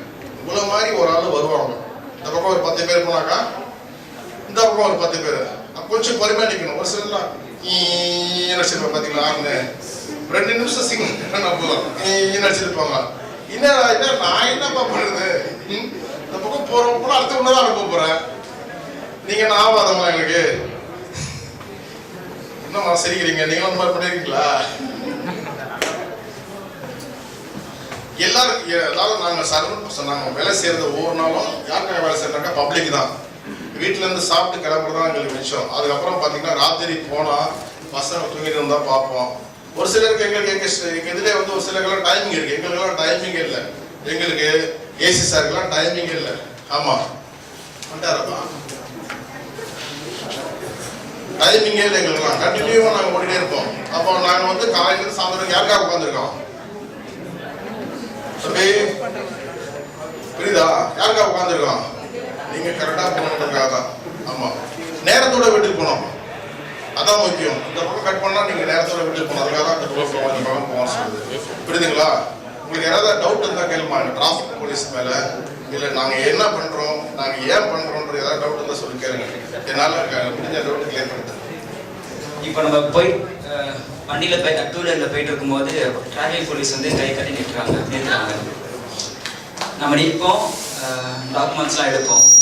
சம் போலீஸ் என்ன பண்ணுறாங்கன்னா பைக்கை எடுத்துடுறாங்க. எல்லாரும் பண்ணுறதில்ல, எடுத்துட்டு அவங்க கண்ட்ரோல் வச்சுக்கிறாங்க. வேற அடுத்து இன்னொரு விஷயம் என்ன பண்ணுவாங்கன்னா ஒரு மாதிரி ரூடாக பிஹேவ் பண்ணுவாங்க, பேட்டாஸ் பேசுவாங்க, பசங்கள்கிட்ட மோஸ்ட்லி பேசுவாங்க. ஸோ இந்த மாதிரி சுச்சுவேஷனில் அவங்கள்ட்ட எப்படி ஹேண்டில் பண்ணுறது? அதாவது சாரு கேட்ட கேள்வினாக்க பைக் எடுக்கிறாங்க, இவங்களை வந்து ரொம்ப பேசுறாங்க. அதான் இப்போ வந்து பைக் எடுக்கிறதுக்கு ஒரு காரணத்தை சொல்றேன். பைக்கை நிறுத்த சொல்றோம், நிறுத்துறாங்க.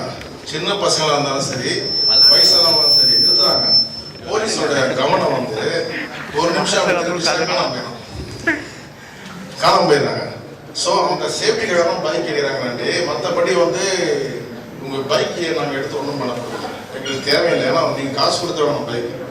மேக்சிமம் வந்து நீங்கள் வந்து அங்கே எடுத்து அந்த மூவ் பண்ணக்கூடாது அப்படின்றதுக்காக பண்ணுறாங்க. ரெண்டாவது என்னன்னாக்கா, ஒரு கேள்வி ஒரு போலீஸ்கார் கேட்டானாக்கா, ஏன்பா ஹெல்மெட் போடனாக்கா என்ன சொல்லணும்? நீங்கள் கொண்டு வரல சார், 100 ரூபா ஃபைன், லைசன்ஸ் தான் சொல்லணும். அதான் முறை. அதை விட்டுட்டு சார் இப்போ தான் சார் அத்தை வீட்டிலேருந்து வந்தேன், இப்போ தான் சார் பேங்க்லேருந்து வந்தேன், இதோ இருக்கு சார் காலேஜ், புரியுதா? அப்படி ஒரு வார்த்தை சொன்னா பரவாயில்ல, 15 வாட்டி குடிகாரன் சொல்ற மாதிரியே சொல்றோம். அப்ப என்ன பண்ணாக்கா ஆட்டோ அந்த மாதிரிதான் நீங்க அவருக்கு சொந்தக்காரன் விரோதம் ஒண்ணு இல்லை. அம்மா பார்த்துக்கிட்டு அப்படிதான் நடக்குது. எதாவது இது ஒரு கேள்வி 10 வாட்டி கேட்டுன்னு இருப்பாங்க. அப்ப யாருக்காக கோவம் வரமாடாதா? ஆல்ரெடி நான் ஏற்றி இருப்பாங்க 2 கேமராலாம். அதான் கடுப்பு. அப்பதான் ஒரு பிரஸ்காரன் வந்திருப்பான். நான் பிரஸ் சார், பிரஸ் சார், நான் என்ன பண்றது பிரஸ், நான் ஹெல்மெட் போட்டா பிரஸ், ரோட்ல விழுந்தா பிரஸ் கேட்க தெரியுமாமா? ரோட்ல விழுந்து தலை டம்முன்னு விழுது. நானே ஒரு வாட்டி கீழே வந்தேன். என்னை வந்து காலையில வான்னு கூப்பிட்டு இருக்காங்க, கிளம்பி வர வீட்டுல இருந்து. திடீர்னு அசோக் நகரான வரும்போது ஒருத்தர் சந்தில வந்து உள்ள வந்தாரு. பிரேக் போட்டேன், என்னோட பிரேக் டிஸ்க் பிரேக் கீழே வந்து சார், என்னோட பாடி வெயிட்டுக்கு இந்த ஷோல்டர் கீழே விழுந்த வேலைக்கு ஃபர்ஸ்ட் போய் என் தலை போய் ரோட்ல போய் அடிச்சா வருது. ஆமா, அப்போ வந்து ஹெல்மெட் போட்டதுனால நான் தப்பிச்சேன். ஹெல்மெட் போடாம வந்தா என்ன இருக்குங்க, புரியுதா? அது மாதிரி நான் நிறைய பேர் ஃப்ரெஷ்ஷாக இருக்க வக்கீல்லாம் வந்து சொல்லுவாங்க, நம்ம வக்கீல் சார், நான் காலைல கூட ஒருத்தர் வந்தார் வக்கீல், ஹைகோர்ட் வக்கீல்னாரு. ஓகே சார், ரோட்ல கீழே வந்து ஹைகோர்ட் வக்கீல் சொல்ல ரோடு பொழந்து விட்ரு எல்லாத்தையும். ஆமா, அது மாதிரி சொல்லி சாரி சார் சொல்லிட்டு அந்த மாதிரி வந்து உங்களோட பைக் எடுக்கிறதுக்கு நோக்கம் என்னன்னாக்கா, உங்களுக்கு அந்த பைக் வீடு எடுத்து நீங்க அங்கேருந்து மூவ் பண்ணக்கூடாது அப்படின்னு பேர் சொல்லணும். ஆமா, ஒன்றும் இல்லை, நிற்கிறாங்க அப்படி நிற்கும். நாங்கள் என்ன பண்ணுவோம், வண்டி போகும்போது நில்லுலாம் நிற்க மாட்டாங்கம்மா. போகும்போது இப்போ ஆம்பிள் கை வைக்கிற மாதிரி கவனிங்க. போகும்போது எங்கள் கைங்க திரும்ப போவோம், நேரா எங்கே இருக்கு பைக் சாயங்காலம் தான் போவோம். ஆமாம், நீ ஓடிட்டு இருந்த ஒன்றும் இல்லை, சூழல் மேல ஒருத்தர் நீ கேட்டுதான் சரி போங்க. டவுட் கிளியரா? டவுட் எங்க ரூடாக பேசுகிற ஹேண்டில் பண்ணல, ஒன்றும் இல்லை, நீ அமைதி இருந்தால் அப்படி அமைதியாக இருக்கும். ஆமாம், நம்ம கொடுக்குற ரிப்ளை தான் எல்லாம் ரிட்டர்ன் வருது. ஒரு சூழல் இங்கே ஒரு டிடி செக் பண்ணுறாங்க சார், நம்ம நைட் 9 மணிக்கு கவனிங்க. ஒரு புல்லட் கட்டின முன்னாடி இவர் சொல்ற மாதிரி சார் சொல்ற மாதிரி வந்தாரு, டக்குன்னு 8 போட்டு போயிட்டாரு, ஓடிட்டாரு. ஓடிட்ட பிறகு நாங்கள் சூரியப்பேட்டை சிக்னலுக்கு ஃபோன் பண்ணி சொன்னோம் அந்த மாதிரி வராங்க அப்படின்ட்டு. அப்போ சூரியப்பேட்டை சிக்னல் இருக்கிறவர் முன்னாடி வந்தாரு. முன்னாடி வந்த பிறகு அவர் புல்லட்ல போயிட்டே இருக்காரு. அவர் பக்கத்துல வந்து சாய் மட்டும் எடுத்தார். என்ன பண்ணாரு, சாய் மட்டும் எடுத்தாரு. இவர் ரேஸ் பண்ணிட்டே இருக்காரு, போதில்லை தெரியல அவருக்கு, வண்டி போக மாட்டேங்குது. அதுக்கப்புறம் கூப்பிட்டு வந்தோம். அந்த மாதிரி போலீஸ்காரங்க எப்போ பார்த்தாலும் ஃபர்ஸ்ட் என்ன பண்ணுவாங்கன்னாக்கா, கீ ஆஃப் பண்ணுவோம், இன்ஜின் ஆஃப் பண்ணுவோம். ஒரு சில நேரத்தில் கையில் வரும். இப்படிதான் பண்ணுறதை கட்டி வல்லுதான் நம்ம கீ எடுத்துட்டு போயிட்டு, இல்லை ட்ரங்க் அண்ட் டிரைவை கூட சரி, குடிச்சாக்கா நாங்கள் வண்டி யாராவது ஒரு வச்சு கொடுத்துருவாங்க, அந்த வண்டி கொண்டு வச்சுட்டாக்கா எங்களுக்கு தான் தேவையில்லாத பிரச்சனை. அது வந்து நல்லா இருந்துச்சு, கிராச் பண்ணிட்டாங்க, எங்களை திரும்பி எங்களை சொல்லுவாங்க. அதனால மேக்சிமம் கையில கொடுத்துருவோம், புரியுதுங்களா? ஆஷா பேசுறதுக்கு காரணம் என்னன்னா, எல்லாரும் பேச மாட்டாங்க, எல்லாரும் எல்லா இடத்துலையும் பேச மாட்டாங்க. யாராவது நீங்க கொடுக்குற ரிப்ளையோ இல்லை ஆல்ரெடி அவங்க யாராவது திட்டிருப்பாங்க, அந்த கோவத்தில் தான் பேசுவாங்க கண்டி. உங்களை திட்டணுன்ற நோக்கம் போலீஸ்காரருக்கு எப்பவுமே இல்லை, சரிங்களா? சார், யாரை பார்த்து பிடிப்பீங்க? இப்போ சில பேர் வந்து ஹெல்மெட் போடாமல் இருக்காங்க, அதனால அவங்க பிடிக்க மாட்டாங்க. ஒரு சில பேர் ஹெல்மெட்லாம் போட்டு கொஞ்சம் சின்னமாக இருந்தாலும் அவங்க பார்த்து பிடிப்பீங்க. அப்படி பார்த்து தான் பிடிக்கிறீங்களா இல்லை சும்மா அப்படிதானா? Yes sir, வந்துருக்காரு.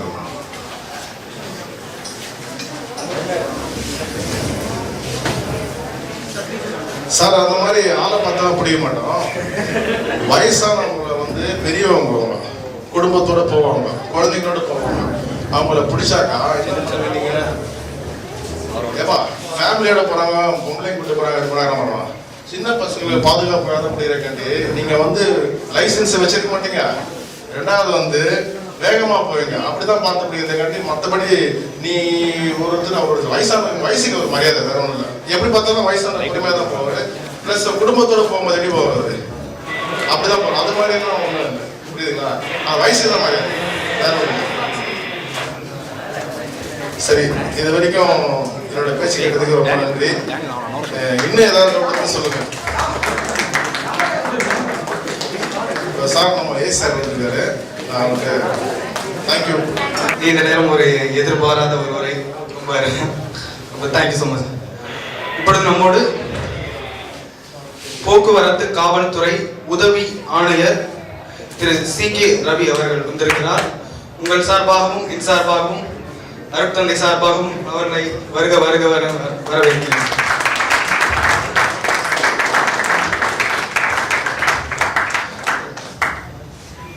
இப்பொழுது காவல்துறை உதவி ஆணையர் அவர்களை சிறப்பு செய்ய காட்சி தொடர்பியல் துறை தலைவர் அருட்தந்தை இருதயராஜா அவர்களை அன்புடன் அழைக்கிறேன்.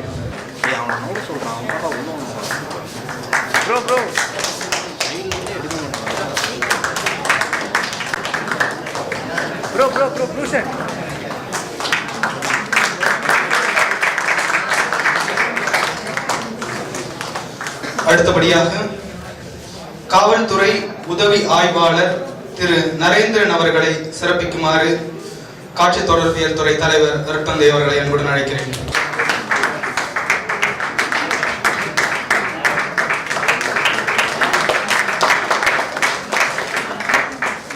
அடுத்தபடியாக காவல்துறை உதவி ஆய்வாளர் திரு ராதாஷ் கிருஷ்ணன் அவர்களை சிறப்பு செய்யுமாறு அருட்தந்தை அவர்களை அன்புடன் அழைக்கிறேன்.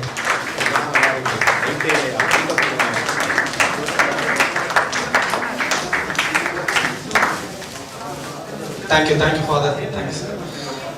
அடுத்த நிகழ்வாக இந்த விழாவிற்கு தலைமையேற்று நடத்த வந்திருக்கும் காவல்துறை உதவி ஆணையர் அவர்களை தலைமையுரை பேச வருமாறு அன்புடன் அழைக்கிறேன். உங்கள் அனைவருக்கும் போக்குவரத்து காவல்துறையின் சார்பாக இந்த இனிய நேரத்தில் வந்து வணக்கத்தையும் நன்றியும் தெரிவித்துக் கொள்கிறோம். ஏன்னா இவ்வளோ நேரம் நீங்கள் வந்து எங்களுக்காக வெயிட் பண்ணீங்க.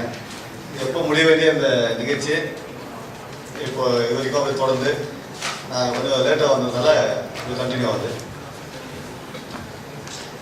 இப்போ நீங்கள் எல்லாருமே எங்களோட இணைந்த நண்பர்கள். டூ வீலர் ஓட்டாதவங்க யாருமே இல்லை, கார் ஓட்டாதவங்க யாருமே இல்லை. எல்லாருமே டூ வீலர் ஓட்டுவீங்க, கார் ஓட்டுவீங்க. அப்படி ஓட்டும்போது யாருமே வந்து அந்த விதிமுறைகளை, சாலை விதிகளை பின்பற்றுவது எல்லாமே நமக்கு தெரியுமான்னு தெரியும். பின்னாடி வந்து ஒரு இடிப்பாரு, இண்டிகேட்டர் போட்டுருங்க, ரைட் இண்டிகேட்டர் போடுங்க, லெஃப்டில் போவீங்க. அதனால் எல்லாருமே வந்து அந்த சாலை விதிகளை பின்பற்ற வேண்டும். விபத்தெல்லாம் பாதுகாப்பான ஒரு பயணத்தை மேற்கொள்ள வேண்டும். நீங்களாம் இளைய தலைமுறை, உங்களால் மற்றவர்கள் பயனடைய வேண்டும். உங்களால் உறவினர்கள் மட்டுமல்லாது மற்ற நண்பர்கள், நீங்கள் வந்து ஒரு இப்போ ஸ்டூடெண்டாக இருக்கீங்க, நாளைக்கு நீங்கள் வந்து பெரிய லெக்சரர் ஆகலாம், இல்லை ப்ரொஃபஸர் ஆகலாம், இல்லை எம்எல்ஏ ஆகலாம், மினிஸ்டர் ஆகலாம், இல்லை சிஎம்ஏ கூட ஆகலாம். கண்டிப்பாக ஆகலாங்க. ஏன் நினைக்கிறீங்க? விவேகானந்தர் சொல்லியிருக்காரு, நீ என்ன நினைக்கிறாயோ அதோ அது ஞாபகம் இருக்குல்ல. நீ ஃபர்ஸ்ட் நினைச்சாதான் வந்து ஆக முடியும். கனவு, அதை நம்ம அப்துல் கலாம் சொல்லியிருக்காரு, என்ன கனவு காண்டா கண்டிப்பாக பழிக்கும். நீ கனவே காண்றதில்ல, இது ஒரு அதுவாக பகல் கனவு காணாத, இரவு கனவு காணாம. அதனால முயற்சி செய்ய முடியாது சொல்லி அவையா சொல்லியிருக்காங்க, மானிடராக பிறப்பதற்கே மாதவம் செய்திட வேண்டும். நம்ம வந்து ஒரு மனிதனாக பிறப்பதற்கே பெரிய தவம் செஞ்சிருக்கணும். அதனால இந்த மனித பிறவி அடுத்த பிறவி இருக்காது, இருக்குதா இல்லைன்னு தெரியாது, இருந்தாலும் அதனால இந்த பிறவியில பிறந்து மற்றவங்களுக்கு உதவி செய்யணும், நம்மளும் பாதுகாப்பாக இருக்கணும். அதனால சாலை விதிகளை பின்பற்றுங்கள். அதே போல் இந்த நம்ம எல்லாமே காலேஜ் ஸ்டூடெண்ட்டு சில பேர் வந்து பஸ்ஸில் வருவீங்க, இந்த ஃபுட்பால் ட்ராவலெலாம் அவாய்ட் பண்ணணும். அதாவது தெரியும் நம்ம ஃபுட்பாலில் வந்து தூக்கிட்டு போனால் நம்ம ஃப்ரெண்ட்ஸ் எல்லாம் வந்து நம்மளை கோஆப்ரேட் பண்ணுவாங்க, நமக்கு கை தட்டுவாங்க, நம்மளை வந்து பாராட்டுவாங்க. ஒரு ஆபத்தான ஒரு பயணத்தை தவிர்க்கணும், சாலைகளை பின்பற்றணும், விபத்தெல்லாம் பயணத்தை மேற்கொள்ளணும். இவ்வளோ நேரம் வந்து உங்களுக்கு பொறுமை காத்த நம்ம அருட்தந்தை, இந்த நிகழ்ச்சியை ஏற்பாடு செய்த அருட்தந்தை அவர்களுக்கும், எட்வின் மார்ஷல் இவர் ப்ரோக்ராம் எதிர்கொள்ளலாம், அதே போல் நம்ம அஸ்வின், இந்த அவருடைய பவர் பாயிண்டை பார்த்துருக்கீங்க.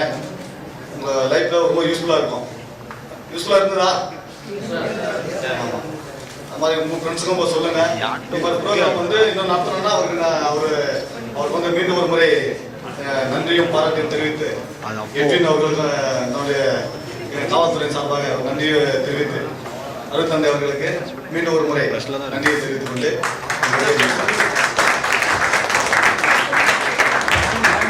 இந்த நிகழ்ச்சியினை இவ்வளவு சிறப்பாக ஏற்பாடு செய்த மார்ஷலை நன்றியுரைக்காக அழைக்கின்றேன்.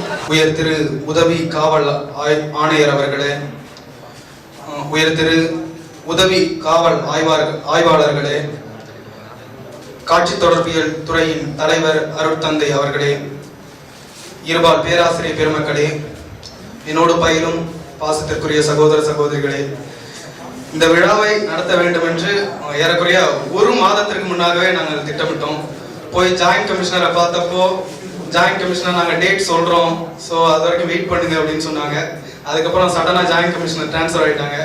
அடுத்த ஜாயிண்ட் கமிஷனரை பார்த்தப்போ என்னால் கரெக்டான ஒரு டேட் சொல்ல முடியாது அப்படின்னு சொன்னாங்க. ஸோ அடுத்தபடியாக போய் டெபுட்டி கமிஷனரை பார்த்தோம். டெபுட்டி கமிஷனர் என்னாலும் கரெக்டாக டேட் சொல்ல முடியாது அப்படின்னு சொல்லிட்டாங்க. ஸோ அடுத்தபடியாக போயிட்டு நம்ம sir CK Ravi sir assistant commissioner போய் பார்க்குறப்போ, மார்ஷல் எப்போ வேணுமோ ஆர்கனைஸ் பண்ணு, கண்டிப்பாக வந்துடுறேன் அப்படின்னு சொல்கிறாரு. ஸோ கண்டிப்பாக சொன்னது போலவே நிகழ்ச்சி முடிவும் தருவாயில் கூட கலந்து கொள்ள வேண்டும் என்ற அந்த ஒரு ஆர்வத்தோடு இங்கு எங்களுக்காக எங்கள் மீது அன்பு கொண்டு இங்கு வந்த ஆணையர் அவர்களுக்கு எங்களுடைய மனமார்ந்த நன்றியை தெரிவித்துக் கொள்கிறேன். அடுத்தபடியாக உதவி காவல் ஆய்வாளர்கள் சடனா வந்து இருந்தாங்க. எனக்கு தெரியாது அவங்க வராங்கன்னு. சார் சொன்னாரு வருவாங்க அப்படின்னு சொன்னாங்க. ஆனால் போய் கூட்டு வரணும்னு நினச்சா சடனாக வந்து நின்று இப்போதான் சொன்னேன், சார் வர வரைக்கும் ஒரு சிறிய ஒரு ஸ்பீச் கொடுத்துட்ருங்க சார் அப்படின்னு சொன்னேன்.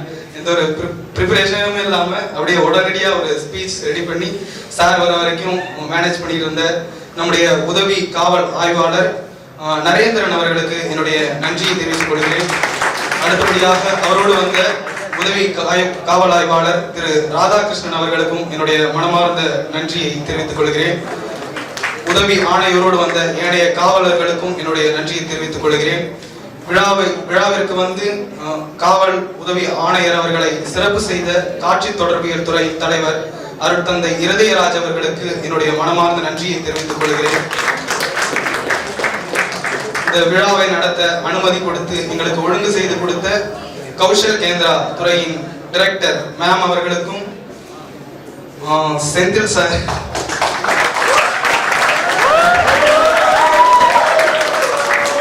இதுக்கெல்லாம் மூளையா செயல்பட்டவரே அவர்தான்.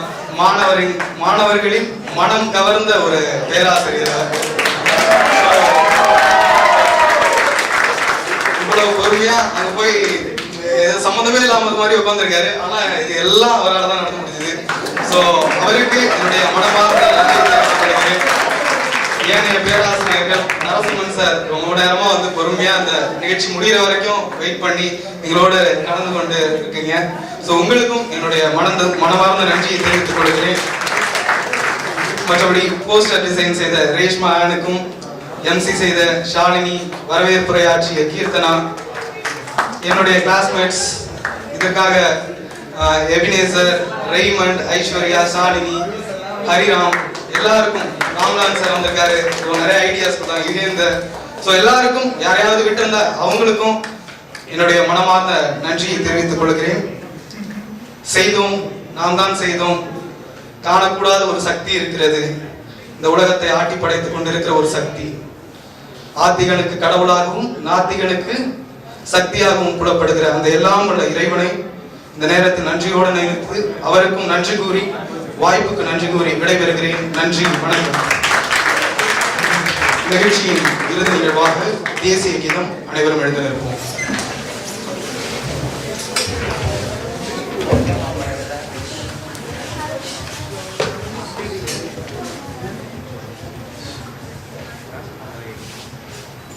जनगण मन अधिनायक जय हे भारत भाग्य विधाता।